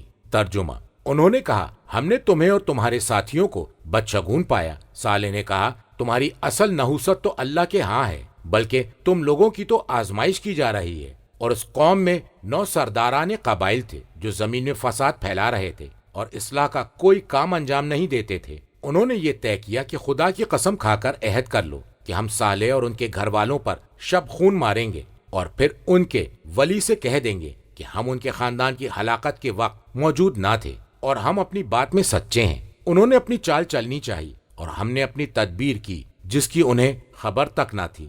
مذکور آیت کا ترجمہ ہے، انہوں نے کہا کہ ہم نے تمہیں اور تمہارے ساتھیوں کو بدشگون پایا۔ ہم نے اس لیے بدشگون سمجھا کہ ہم پر مسلسل مشکلیں آتی رہیں، اور جب سے آپ نے اپنا دین ایجاد کیا ہے ہمارے درمیان افتراق اور جدائی قائم ہو گئی۔ تفسیر قمی میں کہ انہیں سخت بھوک کا سامنا کرنا پڑا۔ انہوں نے کہا یہ سب کچھ ہمیں آپ کی بدبختی کی وجہ سے ہے، اور جو لوگ آپ کے ساتھ ہیں ان کی بدبختی کے سبب پہنچا ہے، اور اسی کو تیرا بدشگونی کہتے ہیں۔ مذکور آیت کا ترجمہ ہے، صالح نے کہا تمہاری اصل نحوست تو اللہ کے پاس ہے۔ امام علیہ السلام نے فرمایا کہ حضرت صالح علیہ السلام فرما رہے تھے تمہاری اچھائی اور تمہاری برائی اللہ کی جانب سے ہے۔ مذکور آیت کا ترجمہ ہے، بلکہ تم لوگوں کی تو آزمائش کی جا رہی ہے، یعنی آرام اور تکلیف کے پے در پے آنے سے تمہارا امتحان لیا جا رہا ہے۔ مذکور آیت کا ترجمہ ہے، اور اس قوم میں 9 سرداران قبائل تھے جو زمین میں فساد پھیلا رہے تھے۔ مذکور آیت کا ترجمہ ہے، اور اصلاح کا کوئی کام انجام نہیں دیتے تھے، یعنی ان لوگوں کا کام خالص فساد کرنا تھا جو صلاح و فلاح کی ملاوٹ سے پاک ہو۔ تفسیر قمی میں ہے کہ وہ زمین میں معصیت کے امور انجام دے رہے تھے۔ مذکور آیت کا ترجمہ ہے، انہوں نے یہ طے کیا کہ خدا کی قسم کھا کر عہد کرو کہ ہم صالح اور ان کے گھر والوں پر شب خون ماریں گے۔ مذکور آیت کے لفظ کا مفہوم ہے، انہوں نے ایک دوسرے سے کہا۔ مذکور آیت کے الفاظ سے مراد تم اللہ کی قسم کھا کر حلف اٹھاؤ، یا یہ جملہ خبر ہے اور بدل واقع ہوا ہے۔ مذکور آیت کا ترجمہ ہے کہ ہم صالح علیہ السلام اور ان کے اہل خاندان پر شب خون ماریں گے۔ مذکور آیت کا ترجمہ ہے، پھر ہم ان کے ولی سے کہہ دیں گے، یعنی جو ان کے خون کا ولی اور وارث ہوگا اس سے کہیں گے۔ مذکور آیت کا ترجمہ ہے، ہم ان کی ہلاکت کے وقت موجود ہی نہ تھے، ہمیں ان کی ہلاکت کا علم ہی نہیں۔ احتمال ہے کہ مہلک مصدر ہو اور زمان و مکان کی نشاندہی کر رہا ہو، یعنی ہلاک ہونے کی جگہ یا ہلاکت کا وقت۔ مذکور آیت کا ترجمہ ہے، اور بے شک ہم اپنی بات میں سچے ہیں، ہم قسم کھاتے ہیں کہ ہم سچے ہیں، یا یہ کہ حال یہ ہے کہ ہم سچے ہیں۔ مذکور آیت کا ترجمہ ہے، انہوں نے اپنی چال چلی اور ہم نے اپنی تدبیر کی جس کی انہیں خبر تک نہ تھی، یعنی ہم نے اس بات کو ان کی ہلاکت کا سبب بنا دیا جبکہ انہیں کچھ خبر تک نہ ہوئی۔ روایت کی گئی ہے کہ ہجر میں صالح علیہ السلام نے ایک گھاٹی میں مسجد بنائی تھی جس میں وہ نماز پڑھا کرتے تھے۔ قوم کے لوگوں نے کہا صالح نے ہمیں 3 دن کی مہلت دی ہے کہ وہ ہم سے 3 دن میں فارغ ہو جائیں گے، لہٰذا ہم 3 دن سے پہلے ہی ان سے اور ان کے اہل و عیال سے فارغ ہو جاتے ہیں۔ لہٰذا وہ گھاٹی میں پہنچے تاکہ صالح علیہ السلام کو قتل کر دیں۔ ان کے سامنے جو چٹان تھی وہ ان پر گر گئی، تو اس طرح گھاٹی کا منہ بند ہو گیا، وہ لوگ وہاں پر ہلاک ہو گئے۔ تفسیر قمی میں ہے کہ وہ لوگ صالح علیہ السلام کو قتل کرنے کے لیے رات کے وقت آئے اور صالح علیہ السلام کے پاس فرشتے ان کی حفاظت کر رہے تھے۔ جب وہ لوگ آئے تو فرشتوں نے پتھر پھینک کر سنگباری کے ذریعے ان لوگوں سے جنگ کی، تو اس طرح وہ صالح علیہ السلام کے گھر میں قتل کر دیے گئے، اور قوم صالح کو رجفہ بھونچال نے آ لیا تو وہ اپنے گھروں میں گھٹنوں کے بل بیٹھے کے بیٹھے رہ گئے۔ ترجمہ، اب دیکھ لو کہ ان کی چال کا انجام کیا ہوا۔ ہم نے ان لوگوں کو اور ان کی پوری قوم کو تباہ کر کے رکھ دیا۔ وہ جو ظلم ڈھایا کرتے تھے اس کی پاداش میں ان کے گھر ویران پڑے ہیں، یقیناً اس میں نشان عبرت ہے ان لوگوں کے لیے جو علم رکھتے ہیں۔ اور ہم نے ایک ایسے مومنین کو نجات دی جو صاحبان تقویٰ تھے۔ اور وہ وقت یاد کیجئے جب لوط نے اپنی قوم سے کہا تھا، تم جانتے بوجھتے ہوئے بدکاری کا ارتکاب کرتے ہو، تم اپنی نفسانی خواہشات کی تکمیل کے لیے عورتوں کو چھوڑ کر مردوں کے پاس جاتے ہو، تم تو ایک جاہل قوم ہو۔ اس قوم کا جواب اس کے سوا کچھ نہ تھا، انہوں نے کہا کہ لوط کے گھر والوں کو اپنی بستی سے نکال باہر کرو، یہ لوگ بڑے پاک باز بنتے ہیں۔ مذکور آیت کا ترجمہ ہے اب دیکھ لو کہ ان کی چال کا انجام کیا ہوا۔ مذکور آیت کا ترجمہ ہے ہم نے ان لوگوں کو اور ان کی پوری قوم کو تباہ کر کے رکھ دیا۔ مذکور آیت کا ترجمہ ہے یہ ان کے گھر ویران پڑے ہوئے ہیں۔ مذکور آیت کے لفظ کے معنی ہے خالی۔ یہ لفظ خویل بطن سے ہے، جب شکم خالی ہو، یا اس کا مفہوم ہوگا گرے ہوئے، منہدم، اور ایسی صورت میں یہ لفظ خویل نجم سے ہوگا جب ستارہ گرتا ہے۔ مذکور آیت کا ترجمہ ہے ان کے ظلم کی پاداش میں۔ مذکور آیت کا ترجمہ ہے بے شک ان میں نشان عبرت ہے ان لوگوں کے لیے جو علم رکھتے ہیں، تاکہ وہ عبرت و نصیحت حاصل کریں۔ مذکور آیت کا ترجمہ ہے اور ہم نے ایسے مومنین کو نجات دی، یعنی صالح علیہ السلام اور ان کے ساتھیوں کو۔ مذکور آیت کا ترجمہ ہے جو صاحبان تقویٰ تھے، وہ کفر و معاصی سے اجتناب و احتراز کرتے تھے، اس لیے نجات سے مختص کیے گئے۔ مذکور آیت کا ترجمہ ہے اور وہ وقت یاد کیجئے جب لوط علیہ السلام نے اپنی قوم سے کہا تھا کہ تم جانتے بوجھتے ہوئے بدکاری کا ارتکاب کرتے ہو، جانتے ہو کہ اس عمل میں کتنی خباثت ہے، یا یہ کہ تم میں سے بعض کے اس فحش عمل کو دیکھتے ہیں اور وہ لوگ اعلانیہ یہ عمل انجام دیتے ہیں۔ مذکور آیت کا ترجمہ ہے کیا تم اپنی نفسانی خواہشات کی تکمیل کے لیے عورتوں کو چھوڑ کر مردوں کے پاس جاتے ہو، وہ عورتیں جو اس مقصد کے لیے پیدا کی گئی ہیں۔ مذکور آیت کا ترجمہ ہے بلکہ تم تو ایک جاہل قوم ہو۔ مذکور آیت کا ترجمہ ہے اس قوم کا جواب اس کے سوا کچھ نہ تھا کہ انہوں نے کہا کہ لوط کے گھر والوں کو اپنی بستی سے نکال باہر کرو۔ مذکور آیت کا ترجمہ ہے یہ لوگ بڑے پاک باز بنتے ہیں، یعنی ہمارے افعال و اعمال سے دور رہتے ہیں۔ ترجمہ تو ہم نے لوط اور ان کے اہل خانہ کو نجات دے دی، سوائے ان کی بیوی کے پیچھے رہ جانا ہم نے اس کا مقدر کر دیا تھا، اور ہم نے ان لوگوں پر پتھروں کی برسات کی جن لوگوں کو ڈرایا گیا، ان کے حق میں وہ بہت بری برسات تھی۔ اے نبی آپ فرما دیجئے الحمدللہ، خدا کا شکر ہے، اور سلام ہو اللہ کے برگزیدہ بندوں پر، ان سے دریافت کیجئے اللہ بہتر ہے یا وہ معبود جنہیں یہ شریک خدا قرار دیتے ہیں؟ بھلا وہ کون ہے جس نے آسمانوں اور زمین کو خلق فرمایا ہے اور تمہارے لیے آسمان سے پانی برسایا ہے، پھر اس کے ذریعے ایسے خوشنما باغ اگائے ہیں جن کے درختوں کا اگانا تمہارے بس میں نہ تھا؟ کیا اللہ کے ساتھ کوئی دوسرا خدا بھی شریک تھا؟ بلکہ یہ تو ایک منحرف قوم ہے۔ مذکور آیت کا ترجمہ ہے تو ہم نے لوط اور ان کے اہل خانہ کو نجات دی، سوائے ان کی بیوی کے۔ مذکور آیت کا ترجمہ ہے پیچھے رہ جانا ہم نے اس کا مقدر کر دیا تھا، ہم نے یہ لکھ دیا تھا کہ وہ عذاب میں گرفتار رہے گی۔ مذکور آیت کا ترجمہ ہے اور ہم نے ان لوگوں پر پتھروں کی برسات کی جن لوگوں کو ڈرایا گیا تھا، ان کے حق میں وہ بہت بری تھی۔ مذکور آیت کا ترجمہ ہے اے نبی آپ فرما دیجئے الحمدللہ، خدا کا شکر ہے، اور سلام و اللہ کے برگزیدہ بندوں پر۔ کتاب جوامع میں معصومین علیہ السلام سے روایت ہے اور قمی میں ہے، فرمایا کہ اس سے مراد آل محمد علیہ السلام ہے۔ مذکور آیت کا ترجمہ ہے ان سے دریافت کیجئے اللہ بہتر ہے یا وہ معبود جنہیں یہ شریک خدا قرار دیتے ہیں؟ یہ ان پر لازم قرار دینا، ان کا مذاق اڑانا اور ان کے رائے کو بودا قرار دینا ہے۔ مذکور آیت کا ترجمہ ہے بھلا وہ کون ہے جس نے آسمانوں اور زمین کو خلق فرمایا اور تمہارے لیے آسمان سے پانی برسایا؟ مذکور آیت کا ترجمہ ہے پھر اس کے ذریعے ایسے خوشنما باغات بنائے جن کے درختوں کو اگانا تمہارے بس میں نہ تھا۔ اللہ نے صیغہ غیب سے متکلم کی طرف عدول کیا کہ یہ بتائے کہ اس نے یہ کام خود انجام دیے ہیں۔ مذکور آیت کا ترجمہ ہے کہ اللہ کے ساتھ کوئی دوسرا خدا بھی شریک تھا؟ بلکہ یہ تو ایک منحرف قوم ہے۔ کیا غیر خدا اس کے ساتھ شریک تھا اور اسے اپنا شریک قرار دیا تھا؟ ایسا نہیں ہے، بلکہ وہ اللہ تخلیق اور تکوین میں یکتا اور بے مثال ہے۔ یہ ایسی قوم ہے جو جادۂ حق یعنی توحید سے منحرف ہے۔ ترجمہ سوچو تو وہ کون ہے جس نے زمین کو جائے قرار بنایا اور اس کے درمیان دریا رواں دواں کر دیے اور اس میں پہاڑوں کی میخیں گاڑ دی اور دو سمندروں کے مابین حد فاصل قائم کر دی؟ کیا اللہ کے ساتھ کوئی اور معبود ہے؟ بلکہ ان میں سے اکثر لوگ لا علم ہیں۔ کون ہے جو مضطر کی دعا کو سنتا ہے جب وہ اسے پکارتا ہے اور اس کی مصیبت کو دور کرتا ہے اور تمہیں زمین پر اپنا خلیفہ قرار دیتا ہے؟ کیا اللہ کے ساتھ کوئی اور خدا ہے جو یہ کام انجام دیتا ہے؟ بہت کم لوگ ہیں جو نصیحت حاصل کرتے ہیں۔ وہ کون ہے جو خشکی اور سمندر کے اندھیروں میں تم کو راستہ دکھاتا ہے؟ اور وہ کون ہے جو اپنی رحمت بارش کے آگے آگے ہواؤں کو خوشخبری دینے کے لیے بھیج دیتا ہے؟ کہ اللہ کے ساتھ کوئی اور معبود ہے؟ جو شرک کرتے ہیں اللہ اس سے بلند و بالا ہے۔ مذکور آیت کا ترجمہ ہے سوچو تو وہ کون ہے جس نے زمین کو جائے قرار بنایا اور اس کے درمیان دریا رواں دواں کر دیے؟ مذکور آیت کا ترجمہ ہے اور اس میں پہاڑ کی میخیں گاڑ دیں، ایسے پہاڑ جن میں معدنیات ہوتی ہے اور پشت زمین سے چشمے جاری کر دیے۔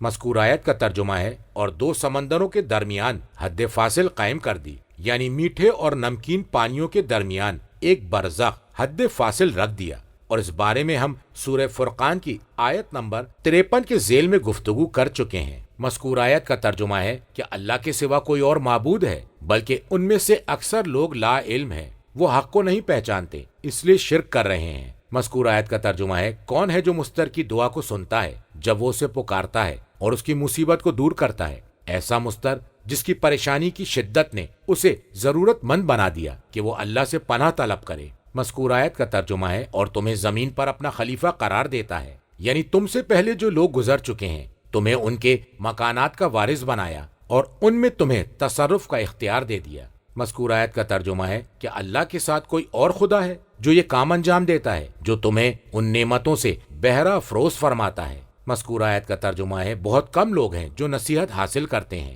یعنی تم لوگ نعمتوں کا بہت کم تذکرہ کرتے ہو۔ تفسیر قمی میں امام صادق علیہ السلام سے مروی ہے کہ یہ آیت قائم آل محمد صلوات اللہ علیہ کے بارے میں نازل ہوئی۔ واقعی وہ مستر ہوں گے جب وہ مقام ابراہیم پر 2 رکعت نماز پڑھیں گے اور اللہ تبارک و تعالیٰ سے دعا طلب کریں تو اللہ ان کی دعا کو قبول کر لے گا اور تمام مصیبتوں کو دور کر دے گا اور انہیں زمین میں اپنا خلیفہ بنا دے گا۔ اور ایک روایت میں ہے کہ سب سے پہلے جو بیعت کرے گا وہ جبرائیل امین ہوں گے، اس کے بعد 133 افراد ہوں گے۔ اور اس آیت کے بارے میں دوسری گفتگو سورہ بقرہ کی آیت نمبر 186 کے ذیل میں کی جا چکی ہے۔ مذکور آیت کا ترجمہ ہے وہ کون ہے جو خشکی اور سمندر کے اندھیروں میں تم کو راستہ دکھاتا ہے ستاروں کے ذریعے اور زمین کی علامتوں سے۔ مذکور آیت کا ترجمہ ہے اور وہ کون ہے جو اپنی رحمت بارش کے آگے آگے ہواؤں کو خوشخبری دینے کے لیے بھیج دیتا ہے۔ مذکور آیت کا ترجمہ ہے کہ اللہ کے ساتھ کوئی اور معبود ہے جو ان میں سے کسی بھی چیز پر قدرت رکھتا ہو۔ مذکور آیت کا ترجمہ ہے جو شرک کرتے ہیں اللہ ان سے بلند و بالا ہے۔ ترجمہ وہ کون ہے جو خلق کا آغاز کرتا ہے پھر اس کا اعادہ کرے گا، اور وہ کون ہے جو تمہیں آسمان اور زمین سے رزق فراہم کرتا ہے؟ کیا اللہ کے ساتھ کوئی اور معبود ہے؟ فرما دیجئے تم اگر سچے ہو تو دلیل پیش کرو۔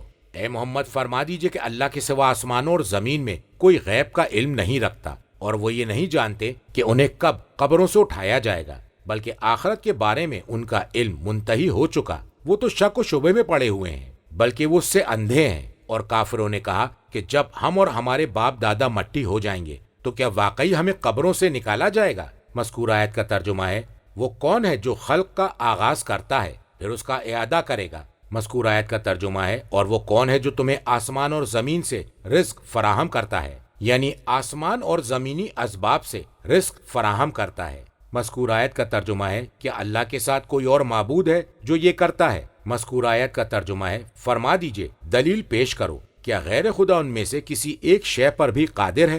مذکور آیت کا ترجمہ ہے اگر تم سچے ہو کہ کوئی ذات خدا میں شریک ہے۔ مذکور آیت کا ترجمہ ہے اے محمد آپ فرما دیجئے کہ آسمانوں اور زمین میں کوئی غیب کا علم نہیں رکھتا۔ نہج البلاغہ میں ہے کہ امام نے کچھ پیشنگوئیاں کی تو اس موقع پر آپ کے اصحاب میں سے ایک شخص نے جو قبیلہ بنی کلب سے تھا عرض کی کہ یا امیر المومنین آپ کو تو علم غیب حاصل ہے، جس پر آپ نے فرمایا اے برادر کلبی یہ علم غیب نہیں بلکہ ایک صاحب علم رسول سے معلوم کی ہوئی باتیں ہیں۔ علم غیب تو قیامت کی گھڑی اور ان چیزوں کے لیے ہے جیسے شکموں میں کیا ہے، نر ہے یا مادہ، وہ بدصورت ہے یا خوبصورت، سخی یا بخیل، بدبخت ہے یا خوش نصیب، اور کون جہنم کا ایندھن ہوگا اور کون جنت میں نبیوں کا رفیق ہوگا۔ یہ علم غیب ہے جسے اللہ کے سوا کوئی نہیں جانتا۔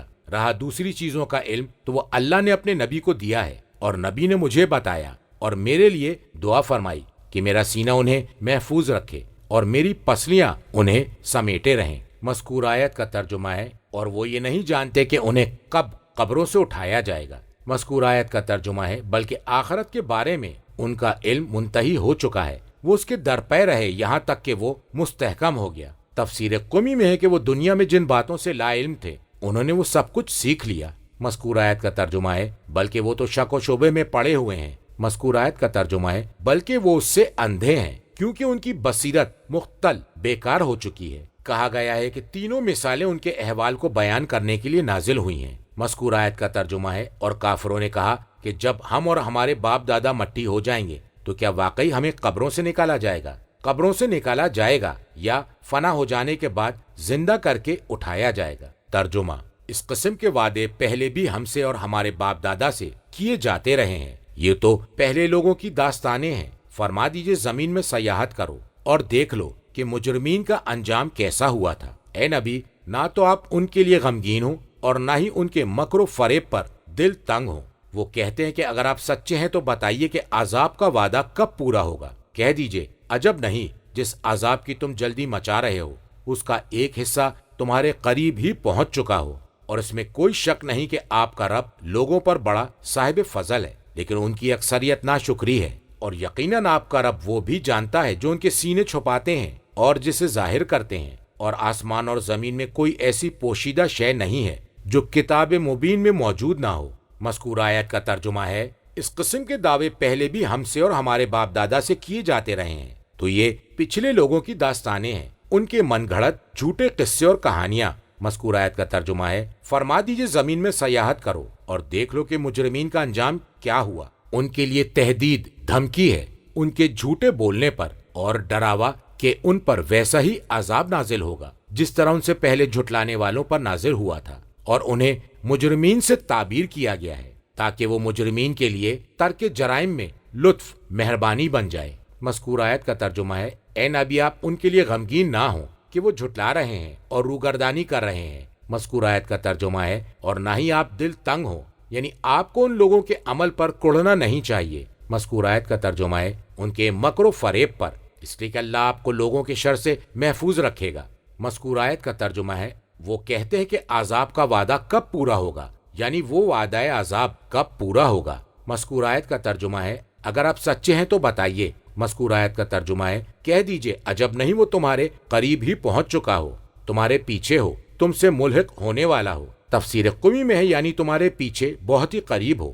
مذکور آیت کا ترجمہ ہے: جس عذاب کی تم جلدی مچا رہے ہو اس کا ایک حصہ کہا گیا ہے کہ وہ غزوہ بدر کا عذاب ہے۔ مذکور آیت کا ترجمہ ہے: اور اس میں کوئی شک نہیں کہ آپ کا رب لوگوں پر بڑا صاحب فضل ہے، اس لیے کہ وہ ان کی نافرمانیوں پر انہیں سزا دینے میں تاخیر کرتا ہے۔ مذکور آیت کا ترجمہ ہے: اور لیکن ان کی اکثریت ناشکری ہے، وہ نعمت کا حق پہچانتے نہیں، اسی لیے اس کا شکر ادا نہیں کرتے، بلکہ وہ اپنی جہالت کے سبب عذاب کے واقع ہونے کے لیے جلدی مچا رہے ہیں۔ مذکور آیت کا ترجمہ ہے: اور یقیناً آپ کا رب وہ بھی جانتا ہے جو ان کے سینے چھپاتے ہیں اور جسے ظاہر کرتے ہیں۔ آپ کی عداوت اور دشمنی میں اللہ انہیں اس عمل کی سزا دے گا۔ مذکور آیت کا ترجمہ ہے: اور آسمان اور زمین کی کوئی ایسی پوشیدہ اور مخفی شے نہیں ہے۔ مذکور آیت کا ترجمہ ہے: جو کتاب مبین میں موجود نہ ہو۔ کتاب کافی میں امام کاظم علیہ السلام سے مروی ہے کہ اللہ تعالیٰ کی کتاب میں کچھ آیتیں ہیں جو بھی ان کے وسیلے سے طلب کیا جائے اذن خدا سے پورا ہو جائے گا، اور اللہ نے جس کی اجازت مرحمت فرمائی ہے وہ گزشتگان کی کتابوں میں ثبت ہے، خداوند عالم نے ام الکتاب میں ہمارے لیے مقرر کر دیا ہے۔ ارشاد فرمایا ہے۔ مذکور آیت کا ترجمہ ہے: پھر ہم نے کتاب کا وارث انہیں بنایا جنہیں اپنے بندوں میں مصطفیٰ کر لیا، ہم ہی وہ ہیں اللہ نے جنہیں منتخب فرمایا ہے، اور ہم ہی اس کتاب کے وارث ہیں جس میں ہر شے کی وضاحت کی گئی ہے۔ ترجمہ: اور بے شک یہ قرآن بنی اسرائیل کو اکثر ان باتوں کی حقیقت بتاتا ہے جن میں وہ اختلاف رکھتے ہیں، اور یہ کہ یہ قرآن مومنین کے لیے ہدایت اور رحمت ہے۔ بے شک آپ کا رب ان کے درمیان اپنے حکم سے فیصلہ کر دے گا، اور وہ غالب اور سب کچھ جاننے والا ہے۔ آپ اللہ پر توکل کیجئے، بے شک آپ واضح حق پر ہیں۔ یقیناً آپ مردوں کو نہیں سنا سکتے اور نہ ہی ان بہروں تک اپنی پکار پہنچا سکتے ہیں جو پیٹ پھیر کر بھاگے جا رہے ہوں گے، اور نہ ہی آپ اندھوں کو ان کی گمراہی سے راہ راست پر لا سکتے ہیں۔ آپ تو صرف انہی کو سنا سکتے ہیں جو ہماری آیتوں پر ایمان لاتے ہیں اور پھر اطاعت شعار رہتے ہیں۔ مذکور آیت کا ترجمہ ہے: اور بے شک یہ قرآن بنی اسرائیل سے اکثر وہ باتیں بیان کرتا ہے جن میں وہ اختلاف کرتے ہیں، جیسے تشبیہ، مشابہ قرار دینا، تنزیہ، منزہ اور پاک ہونا، جنت و جہنم کے احوال، عزیز اور مسیح۔ مذکور آیت کا ترجمہ ہے: اور یہ کہ قرآن مومنین کے لیے ہدایت و رحمت ہے، یہ مومنین وہ ہیں کہ قرآن کے ذریعے جن کی شفاعت کی جائے گی۔ مذکور آیت کا ترجمہ ہے: بے شک آپ کا رب ان کے درمیان اپنے حکم سے فیصلہ کر دے گا، اور وہ غالب اور سب کچھ جاننے والا ہے۔ مذکور آیت کے لفظ مراد بنی اسرائیل کے درمیان، مذکور آیت کے لفظ مراد اپنی حکمت کے مطابق یا اس کے بارے میں جو بھی فیصلہ کرے گا، اور وہ حق ہے، مذکور آیت کے لفظ سے مراد غالب ہے، اس کا فیصلہ رد نہیں کیا جا سکتا۔ مذکور آیت کے لفظ سے مراد وہ جو فیصلہ کرتا ہے اس کی حقیقت کو بخوبی جانتا ہے اور اس کی حکمت سے باخبر ہے۔ مذکور آیت کا ترجمہ ہے آپ اللہ پر توکل کیجئے اور ان کی دشمنی کی پرواہ نہ کیجئے۔ مذکور آیت کا ترجمہ ہے بے شک آپ واضح حق پر ہیں اور صاحب حق حقدار ہے کہ اللہ کی حفاظت پر بھروسہ رکھے اور اس کی نصرت کا یقین رکھے۔ مذکور آیت کا ترجمہ ہے اے نبی، یقیناً آپ مردوں کو نہیں سنا سکتے اور نہ ہی ان بہروں تک اپنی پکار پہنچا سکتے ہیں جو پیٹ پھیر کر بھاگے چلے جا رہے ہوں۔ انہیں مردہ اور بہرے شخص سے تشبیہ دی گئی اس لیے کہ جو کچھ ان پر تلاوت کیا جاتا ہے اس سے وہ فائدہ حاصل نہیں کرتے۔ مذکور آیت کا ترجمہ ہے اور نہ ہی آپ اندھوں کو ان کی گمراہی سے راہ راست پر لا سکتے ہیں۔ آپ اندھوں کی ہدایت نہیں کر سکتے اس لیے کہ ہدایت کے لیے آنکھوں کی ضرورت ہوتی ہے۔ مذکور آیت کا ترجمہ ہے آپ تو صرف انہی کو سنا سکتے ہیں جو ہماری آیتوں پر ایمان لاتے ہیں اور پھر اطاعت شعار رہتے ہیں۔ آپ صرف انہی کو سنا سکتے ہیں جو آپ کے سنانے پر کان دھریں اور ہماری آیتوں پر ایمان لائیں۔ علم الہی میں ایسا ہی ہے۔ مسلمون کا مفہوم ہے مخلصون، خلوص رکھنے والے۔ ترجمہ اور جب ان پر ہمارا قول واقع ہونے والا ہوگا تو ہم ان کے لیے زمین سے ایک دابہ چلنے والا نکالیں گے جو ان سے ہم کلام ہوگا۔ بے شک لوگ ہماری آیتوں پر یقین نہیں رکھتے، اور جس دن ہم ہر امت سے ایک گروہ اکٹھا کریں گے جو ہماری آیات کو جھٹلایا کرتے تھے، پھر اس کی درجہ بندی کی جائے گی یہاں تک کہ جب سب آ جائیں گے تو ان کا رب دریافت کرے گا کیا تم نے میری آیتوں کو جھٹلا دیا حالانکہ تم نے ان کا علمی احاطہ نہ کیا تھا، اور تم کیا کچھ کر رہے تھے؟ اور ان کے ظلم کی وجہ سے ان پر عذاب کا وعدہ پورا ہو جائے گا اور انہیں یارائے کلام تک نہ ہوگا۔ مذکور آیت کا ترجمہ ہے اور جب ان پر ہمارا قول واقع ہونے والا ہوگا، اور وہ وعدہ رجت ہے جو قیام مہدی علیہ السلام کے وقت ان سے کیا گیا ہے، جیسا کہ عنقریب اس کا بیان آئے گا۔ مذکور آیت کا ترجمہ ہے تو ہم ان کے لیے زمین سے ایک دابہ چلنے والا نکالیں گے جو ان سے ہم کلام ہوگا۔ مذکور آیت کا ترجمہ ہے بے شک لوگ ہماری آیتوں پر ایمان نہیں رکھتے تھے۔ تفسیر قمی میں امام صادق علیہ السلام سے مروی ہے، انہوں نے فرمایا کہ رسول اکرم امیر المومنین علیہ السلام کے پاس آئے اور وہ مسجد میں سو رہے تھے۔ آپ نے ریت جمع کر لی تھی اور اس پر اپنا سر رکھ دیا تھا۔ حضرت نے انہیں پیروں سے حرکت دی اور ان سے فرمایا، مذکور آیت کا ترجمہ ہے اے دابت الارض اٹھو۔ تو ان سے اصحاب میں سے ایک شخص نے کہا یا رسول اللہ، کیا ہم ایک دوسرے کو اس نام سے پکارنا شروع کر دیں؟ تو حضرت نے فرمایا نہیں واللہ، ہرگز ایسا نہیں، یہ نام صرف حضرت علی علیہ السلام کے لیے مخصوص ہے اور وہی دابتن ہے۔ اللہ نے اپنی کتاب میں جن کا ذکر کیا ہے، اللہ رب العزت نے فرمایا ہے وَإِذَا وَقَعَ الْقَوْلُ عَلَيْهِمْ، پھر فرمایا اے علی، جب آخری زمانہ آئے گا تو اللہ تعالیٰ آپ کو بہترین صورت پر برآمد کرے گا اور آپ کے ساتھ مائسم مہر ہوگی جس سے آپ دشمنوں پر نشان لگائیں گے۔ اور امام صادق علیہ السلام سے مروی ہے، فرمایا کہ ایک شخص نے عمار بن یاسر سے کہا اے ابو الیقظان، کتاب خدا کی ایک آیت نے میرے دل کو خراب کرنے کی کوشش کی ہے اور مجھے شک میں مبتلا کر دیا ہے۔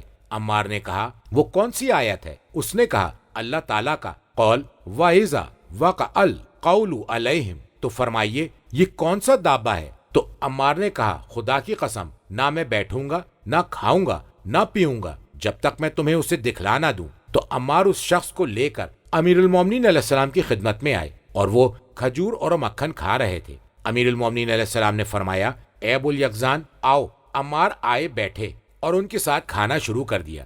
اس شخص کو اس بات سے بڑا تعجب ہوا۔ جب عمار اٹھے تو اس شخص نے کہا سبحان اللہ، آپ نے قسم کھائی تھی کہ آپ نہ کھائیں گے، نہ پیئیں گے اور نہ ہی بیٹھیں گے جب تک مجھے دابہ دکھلا نہ دیں۔ تو عمار نے کہا میں نے تمہیں دابہ دکھلا تو دیا اگر تم عقل رکھتے ہو۔ تفسیر مجموع البیان میں ہے کہ عیاشی نے ایک قصہ بینہ ابو ذر سے اسی طرح نقل کیا ہے۔ کتاب کافی میں امام باقر علیہ السلام سے مروی ہے، آپ نے کہا کہ امیر المومنین علیہ السلام نے فرمایا کہ مجھے 6 چیزیں عطا کی گئی ہیں۔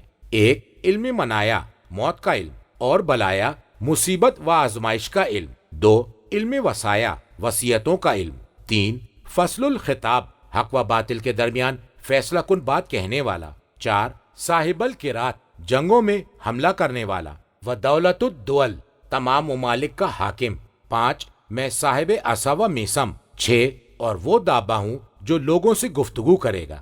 کتاب اکمال میں امیر المومنین علیہ السلام سے ایک حدیث میں مروی ہے کہ کہ جب آپ نے دجال کا اور اس کے قتل کرنے والے کا ذکر کرنے کے بعد فرمایا کہ اس کے بعد الطامۃ الکبریٰ واقع ہوگی، سوال کیا گیا کہ وہ کیا ہے؟ امیر المومنین علیہ السلام نے فرمایا کہ کوہ صفا کے پاس سے دابہ کا نکلنا اور اس کے پاس حضرت سلیمان علیہ السلام کی انگوٹھی، حضرت موسیٰ علیہ السلام کا عصا ہوگا، اور وہ ہر مومن کے چہرے پر اس انگوٹھی کو رکھیں گے تو اس میں چھپ جائے گا کہ یہ مومن برحق ہے، اور ہر کافر کے چہرے پر رکھیں گے تو لکھ دیا جائے گا یہ بالکل کافر ہے، یہاں تک کہ مومن پکار کر کہے گا افسوس ہو تجھ پر، تو سچ مچ کافر ہے، اور کافر ندا دے کر کہے گا اے مومن تجھے مبارک ہو، میں بھی یہی چاہتا تھا کہ تم جیسا ہوتا تو میں بہت بڑی کامیابی حاصل کر لیتا۔ پھر وہ دابہ اپنا سر اللہ جل جلالہ کی اجازت سے خافقین مشرق و مغرب کے درمیان اٹھائے گا، اور یہ مغرب سے سورج کے طلوع ہو جانے کے بعد ہوگا۔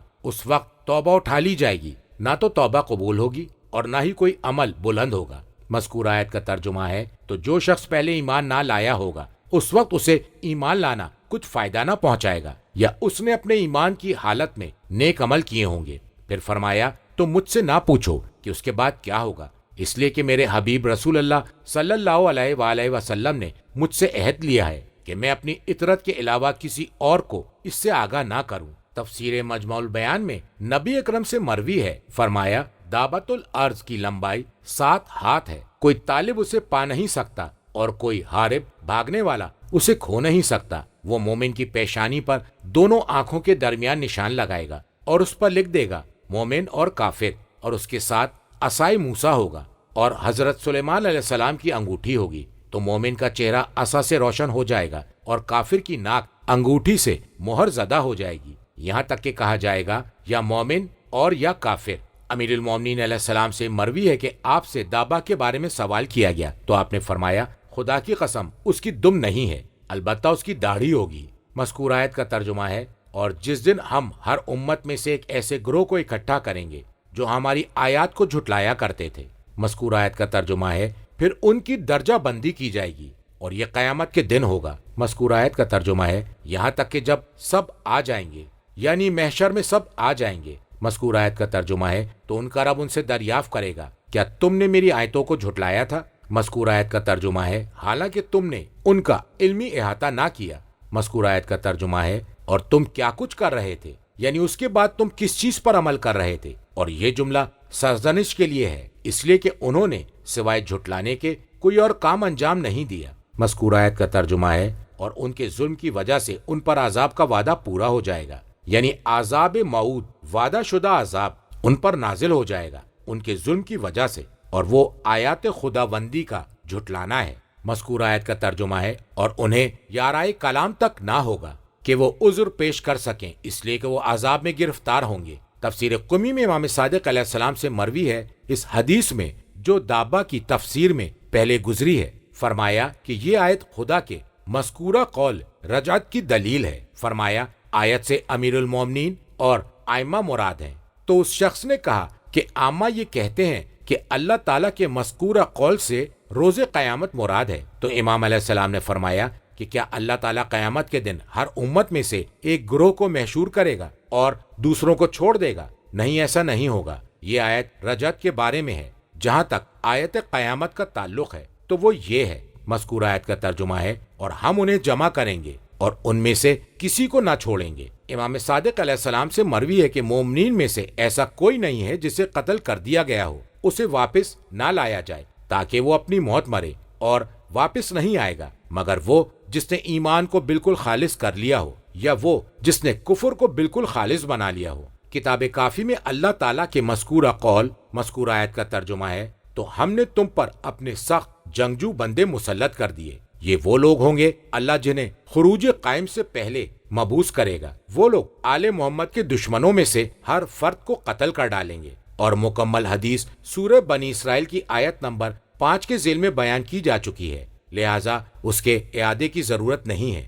مجمع البیان میں فرمایا اور ائمہ ہدیٰ سے جن کا تعلق آل محمد سے ہے مروی احادیث ایک دوسرے کی تائید کرتی ہیں کہ اللہ تعالیٰ قیام مہدی علیہ السلام کے وقت ایک ایسی قوم کو دوبارہ لوٹائے گا امام کے شیعوں اور اولیاء میں سے جن کی موتیں واقع ہو چکی ہوں گی، تاکہ وہ امام علیہ السلام کی رکاب میں نصرت اور کمک کا ثواب حاصل کریں اور وہ سب کے سب امام کی حکومت کے ظاہر ہونے پر خوش و خرم ہوں گے، اور ان کے دشمنوں کی قوم کو بھی اللہ دوبارہ پیدا کرے گا تاکہ ان سے انتقام لے، اور ان کے شیعوں کے ہاتھوں قتل ہو کر جس سزا کے وہ مستحق ہیں انہیں وہ سزا دی جائے، یا انہیں ذلت اور رسوائی میسر ہو جو امام علیہ السلام کے کلمے کی بلندی کا وہ مشاہدہ کر رہے تھے۔ اور کسی عاقل کو اس میں شک نہیں ہوگا کہ یہ اللہ کا فیصلہ فی نفسہ غیر محال ہے۔ اللہ نے گزشتہ اقوام میں ایسا کیا تھا، اور قرآن کریم نے اس بارے میں متعدد مقامات پر فرمایا ہے، جسے قصہ عزیر میں اور اس کے علاوہ ہم نے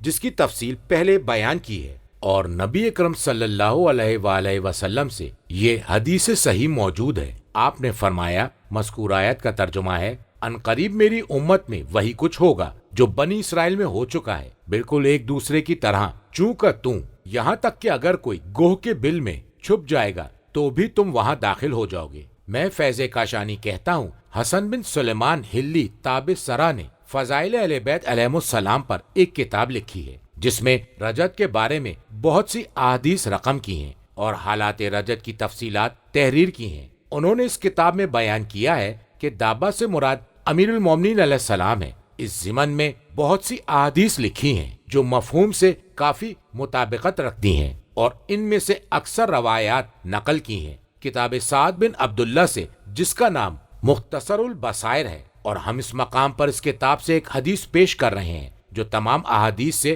واقفیت حاصل کرنا چاہتے ہیں تو اسے چاہیے کہ اس کتاب کی طرف رجوع کرے، اور اسے روایت کیا ہے ازبغ بن نباتہ سے کہ عبداللہ ابن القوائی شکری کھڑا ہوا اور امیر المومنین علیہ السلام سے کہا کہ اے امیر المومنین، آپ کے اصحاب میں سے کچھ لوگ یہ سمجھتے ہیں کہ انہیں موت کے بعد دوبارہ واپس لایا جائے گا۔ تو امیر المومنین علیہ السلام نے فرمایا، ہاں بے شک، تو نے جو کچھ سنا ہے اسے بیان کر، اور کلام میں کوئی اضافہ نہ کرنا۔ یہ بتا، تو نے ان سے کیا کہا؟ اس نے کہا، میں نے انہیں جواب دیا، تم لوگوں نے جو کچھ کہا ہے میں اسے تسلیم نہیں کرتا ہوں۔ اس وقت امیر المومنین علیہ السلام نے اس سے کہا، تجھ پر وائے ہو، اللہ تعالیٰ نے ایک قوم کو آزمائش میں مبتلا کیا، ان کے گناہوں کی پاداش میں، تو ان کی مدت حیات جو مقرر کی گئی تھی اس سے پہلے ہی انہیں موت دے دی، پھر انہیں دنیا میں پلٹایا تاکہ وہ اپنا رزق پورا کریں۔ اس کے بعد اللہ نے انہیں موت سے ہمکنار کیا۔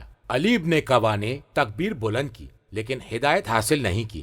امیر المومنین علیہ السلام نے اس سے کہا، تجھ پر وائے ہو، تو جانتا ہے کہ خداوند عالم نے اپنی کتاب میں فرمایا ہے۔ مذکور آیت کا ترجمہ ہے، موسیٰ علیہ السلام نے اپنی قوم کے 70 افراد کو ہماری میقات کے لیے منتخب کیا، وہ انہیں لے کر چلے تاکہ جب وہ بنی اسرائیل کے سربراہوں کے پاس واپس آئیں تو یہ گواہی دیں کہ میرے رب نے مجھ سے گفتگو کی ہے۔ بس اگر وہ تسلیم کر لیں اور اس کی تصدیق کر لیں تو اس میں ان کے لیے بھلائی ہوگی۔ اس کے بجائے انہوں نے موسیٰ علیہ السلام سے مطالبہ کر دیا۔ مذکور عربی کا ترجمہ ہے، اے موسیٰ، ہم آپ پر ہرگز ایمان نہیں لائیں گے جب تک اللہ کو اپنی آنکھوں سے نہ دیکھ لیں۔ تو اللہ تعالیٰ نے فرمایا، مذکور آیت کا ترجمہ ہے، تمہیں بجلی نے آ گھیرا، یعنی موت آ گئی۔ مذکور آیت کا ترجمہ ہے، اور تم دیکھ رہے تھے۔ مذکور آیت کا ترجمہ ہے، پھر ہم نے موت آ جانے کے بعد تم کو اثر نو زندہ کر دیا تاکہ تم شکر ادا کرو۔ اے ابن القوا، تم نے دیکھا کہ وہ لوگ مرنے کے بعد اپنے اپنے گھروں میں واپس آ گئے۔ ابن القوا نے کہا، اور پھر کیا ہوا؟ فرمایا، انہیں ان کے گھروں میں ہی موت دے دی۔ تو امیر المومنین نے اس سے کہا، تجھ پر وائے ہو، کہ اللہ تعالیٰ نے اپنی کتاب میں تجھے خبر نہیں دی ہے؟ وہ فرما رہا ہے، مذکور آیت کا ترجمہ ہے، اور ہم نے بادل کا تم پر سایہ کیے رکھا اور تمہارے لیے من و سلوہ اتارتے رہے۔ یہ موت کے بعد تھا جب انہیں دوبارہ زندہ کیا تھا، اور ایسا ہی واقعہ ہے اے ابن القوا جو بنی اسرائیل کے سرداروں سے متعلق ہے۔ اور اللہ نے ارشاد فرمایا، مذکور آیت کا ترجمہ ہے، کیا تم نے ان لوگوں کو نہیں دیکھا جو شمار میں ہزاروں میں تھے اور موت کے ڈر سے اپنے گھروں سے نکل بھاگے تھے، تو خدا نے ان کو حکم دیا کہ مر جاؤ، پھر ان کو زندہ بھی کر دیا۔ اور اللہ تعالیٰ کا قول عزیر کے بارے میں جب اللہ نے اس کے بارے میں خبر دی، مذکور آیت کا ترجمہ ہے، یا اسی طرح اس شخص کو نہیں دیکھا جو ایک بستی سے گزرا اور وہ اپنی چھتوں پر گری پڑی تھی، تو انہوں نے تعجب سے کہا، اللہ اس بستی کو موت کے بعد کس طرح زندہ کرے گا؟ تو اللہ نے انہیں موت دے دی اور اس ترک اولا پر 100 سال کے لیے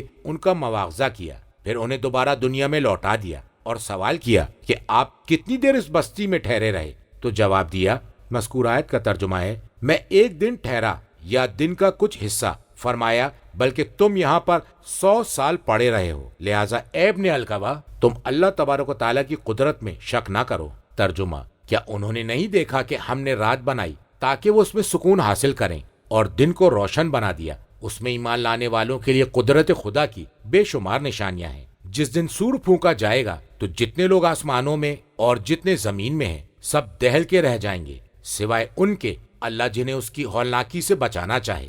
سب اس کی بارگاہ میں عجز و انکساری کے ساتھ پیش ہوں گے۔ تم پہاڑوں کو دیکھ کر یہ سمجھتے ہو کہ وہ منجمد ہیں، مگر وہ بادلوں کی طرح رواں دواں ہیں۔ یہ اللہ کی کاریگری ہے جس نے ہر شے کو مضبوط بنایا ہے۔ وہ تمہاری کارکردگی سے اچھی طرح آگاہ ہے۔ جو نیکی لے کر آئے گا تو اس کو اس سے بہتر صلہ ملے گا، اور وہ لوگ اس دن ہول سے محفوظ ہوں گے۔ مذکور آیت کا ترجمہ ہے: کیا انہوں نے نہیں دیکھا کہ ہم نے رات بنائی تاکہ وہ اس میں سکون حاصل کریں، نیند کے ذریعے سو کر اور آرام کر کے؟ مذکور آیت کا ترجمہ ہے: اور دن کو روشن بنا دیا۔ مذکور آیت کے لفظ کی اصل یہ ہے کہ اس میں دیکھ سکیں۔ اس میں مبالغہ کیا گیا کہ آنکھوں کو احوال میں ایسے حال پر قرار دیا جائے جس مقصد کے لیے اسے خلق کیا گیا ہے۔ مذکور آیت کا ترجمہ ہے: بے شک اس میں ایمان لانے والوں کے لیے نشانیاں موجود ہیں۔ مذکور آیت کا ترجمہ ہے: اور جس دن سور پھونکا جائے گا۔ روایت ہے کہ نبی اکرم صلی اللہ علیہ وآلہ وسلم سے اس بارے میں سوال کیا گیا تو آن حضرت نے فرمایا کہ وہ نور کی ایک سینگ ہوگی جسے اسرافیل نے نگل لیا ہے۔ پھر آپ نے اس کی وسعت اور اس کی تنگی کے بارے میں بتلایا، اور اس بارے میں اختلاف ہے کہ اس کا بالائی حصہ تنگ ہے اور اس کے نیچے کا حصہ وسیع اور کشادہ ہے، یا اس کے برعکس ہے، اور ہر ایک کا کوئی سبب ہے۔ اور یہ بھی وارد ہوا ہے کہ اس میں سوراخ بنے ہوئے ہیں، ہر انسان کی تعداد کے مطابق سوراخ ہیں جن میں اس انسان کی روح ہے۔ مذکور آیت کا ترجمہ ہے: تو جتنے لوگ آسمانوں اور زمین میں ہیں سب دہل کر رہ جائیں گے۔ لفظ فضا ماضی ہے، اور اس فعل کے لانے کا سبب یہ ہے کہ بات کو متحقق کیا جا سکے۔ مذکور آیت کا ترجمہ ہے: سوائے ان کے اللہ جنہیں اس ہولناکی سے بچانا چاہے کہ اس کا دل نہیں دہلے گا، وہ خوفزدہ نہ ہوگا کیونکہ اس کا دل مضبوط ہوگا۔ مذکور آیت کا ترجمہ ہے: سب اس کی بارگاہ میں عجز و انکساری کے ساتھ پیش ہوں گے۔ مذکور آیت کا ترجمہ ہے: تم پہاڑوں کو دیکھ کر یہ سمجھتے ہو کہ وہ منجمد ہیں، یعنی اپنی جگہ پر جمے ہوئے ہیں۔ مذکور آیت کا ترجمہ ہے: مگر وہ بادلوں کی طرح رواں دواں ہیں، سرعت میں بادلوں کی طرح رواں ہیں۔ کہا گیا ہے کہ بڑے اجسام جب ایک سمت میں متحرک ہوتے ہیں تو ان کی حرکت واضح نہیں ہو پاتی۔ مذکور آیت کا ترجمہ ہے: یہ اللہ کی کاریگری ہے جس نے ہر شے کو مضبوط بنایا ہے۔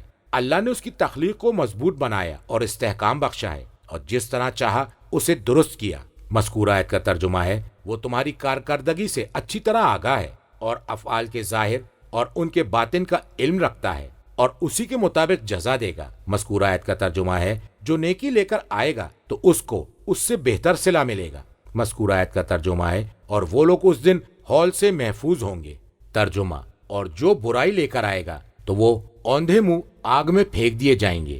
تم وہی بدلہ پاؤ گے جو تم عمل کیا کرتے تھے۔ بلا شبہ مجھے حکم دیا گیا ہے کہ میں عبادت کروں اس شہر کے رب کی جس نے اسے حرمت بخشی ہے اور جو ہر چیز کا مالک ہے، اور مجھے حکم دیا گیا ہے کہ میں اس کے فرما بردار بندوں میں رہوں، اور یہ کہ قرآن پڑھ کر سناتا رہوں۔ جو بھی ہدایت پا جائے گا تو اس کا فائدہ اس کی ذات کو پہنچے گا، اور جو گمراہ ہو گیا تو آپ فرما دیجئے کہ میں تو بس ڈرانے والوں میں سے ہوں۔ اور اے نبی ان سے فرما دیجئے کہ تمام حمد اللہ کے لیے سزاوار ہے۔ ان قریب وہ تمہیں اپنی نشانیاں دکھلا دے گا جنہیں پہچان لوگے، اور تمہارا رب تمہارے اعمال سے غافل نہیں ہے۔ مذکور آیت کا ترجمہ ہے: اور جو برائی لے کر آئے گا وہ اوندھے منہ آگ میں پھینک دیا جائے گا۔ مذکور آیت کا ترجمہ ہے: تمہیں وہی بدلہ ملے گا جو تم عمل کیا کرتے تھے۔ تفسیر قمی میں ہے کہ فرمایا: حسنتا خدا کی قسم امیر المومنین علیہ السلام کی ولایت ہے، اور سیئتا خدا کی قسم ان کے دشمنوں کی پیروی کرنا ہے۔ کتاب کافی میں امام صادق علیہ السلام اپنے والد سے وہ امیر المومنین علیہ السلام سے اس آیت کے بارے میں روایت کرتے ہیں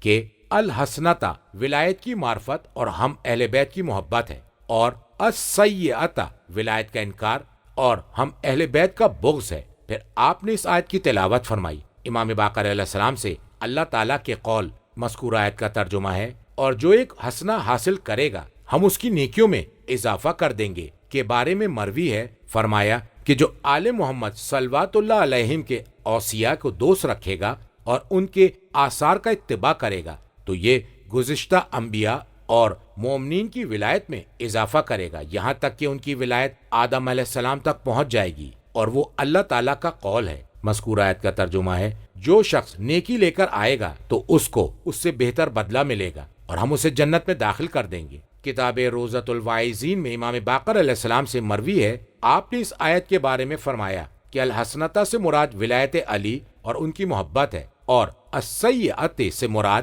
ان سے عداوت اور بغض ہے۔ ان دونوں کے ساتھ کوئی اور عمل بلند نہیں کیا جائے گا۔ اور پہلی دو آیتوں کی تفسیر سورہ انعام کی آیت نمبر 160 کے ذیل میں بیان کی جا چکی ہے۔ مذکور آیت کا ترجمہ ہے، بلا شبہ مجھے حکم دیا گیا ہے کہ میں عبادت کروں اس شہر کے رب کی جس نے اسے حرمت بخشی ہے۔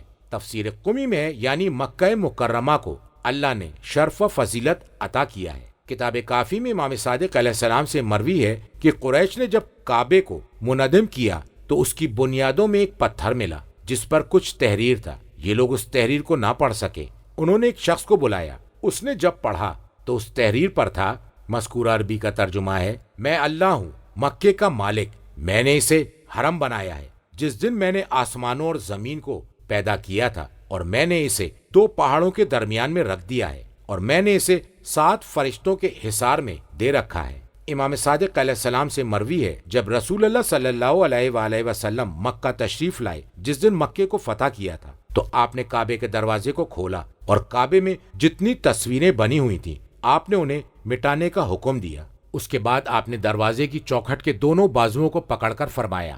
مذکور آیت کا ترجمہ ہے، آگاہ ہو جاؤ، بے شک اللہ نے مکے کو آسمانوں اور زمین کی تخلیق کے روز اول سے محترم بنا دیا ہے، لہٰذا یہ محترم ہے اس اعتبار سے کہ اس میں اللہ تعالیٰ نے قیامت تک کے لیے کچھ چیزوں کو حرام قرار دیا ہے۔ اس کے شکار کو دور نہیں کیا جائے گا، اس کے درختوں کو کاٹا نہیں جائے گا، اس کے پودوں کو اکھاڑا نہیں جائے گا، اور گری ہوئی چیز حلال نہیں مگر اس کے لیے جو گمشدہ چیزوں کا ذمہ دار ہے۔ عباس نے کہا، یا رسول اللہ، سوائے از خر، ایک قسم کی خوشبودار گھاس کے، کیونکہ یہ گھاس قبر کے لیے اور گھروں کے لیے ہوتی ہے۔ تو رسول اکرم نے فرمایا، ہاں، سوائے از خر کے۔ مذکور آیت کا ترجمہ ہے، اور جو ہر چیز کا مالک ہے تخلیق کے اعتبار سے اور ملکیت کی وجہ سے۔ مذکور آیت کا ترجمہ ہے، اور مجھے حکم دیا گیا ہے کہ میں اس کے فرما بردار بندوں میں رہوں۔ مذکور آیت کا ترجمہ ہے، اور یہ کہ میں قرآن کی تلاوت کروں یا یہ کہ اس کی تلاوت کی پابندی کروں، تاکہ یکے بعد دیگرے تلاوت کے دوران اس کے حقائق مجھ پر واضح ہوتے رہیں۔ مذکور آیت کا ترجمہ ہے، پس جو بھی ہدایت پا جائے گا خاص طور سے اس بارے میں میری پیروی کرتے ہوئے۔ مذکور آیت کا ترجمہ ہے، تو اس کا فائدہ اس کی ذات کو پہنچے گا۔ مذکور آیت کا ترجمہ ہے، اور جو گمراہ ہو گیا میری مخالفت کی وجہ سے۔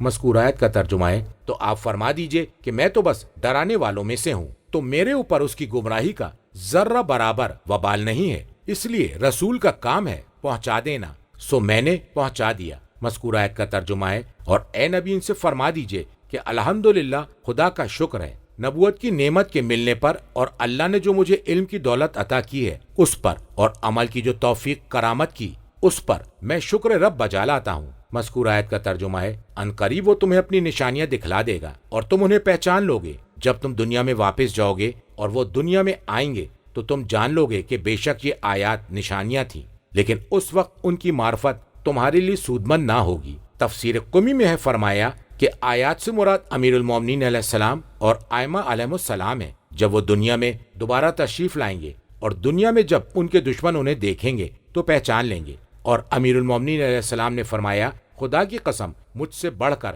اللہ کی کوئی اور نشانی نہیں ہے۔ مذکور آیت کا ترجمہ ہے، اور تمہارا رب تمہارے اعمال سے غافل نہیں ہے۔ اور تواسین سلاس یعنی سورہ شعراء جس کا آغاز تا سین میم سے ہوتا ہے، اور سورہ نمل جس کی ابتدا تا سین سے ہوتی ہے، اور سورہ قصص جس کے شروع میں تا سین میم آیا ہے، ان تینوں صورتوں کی فضیلت پہلے بیان کی جا چکی ہے۔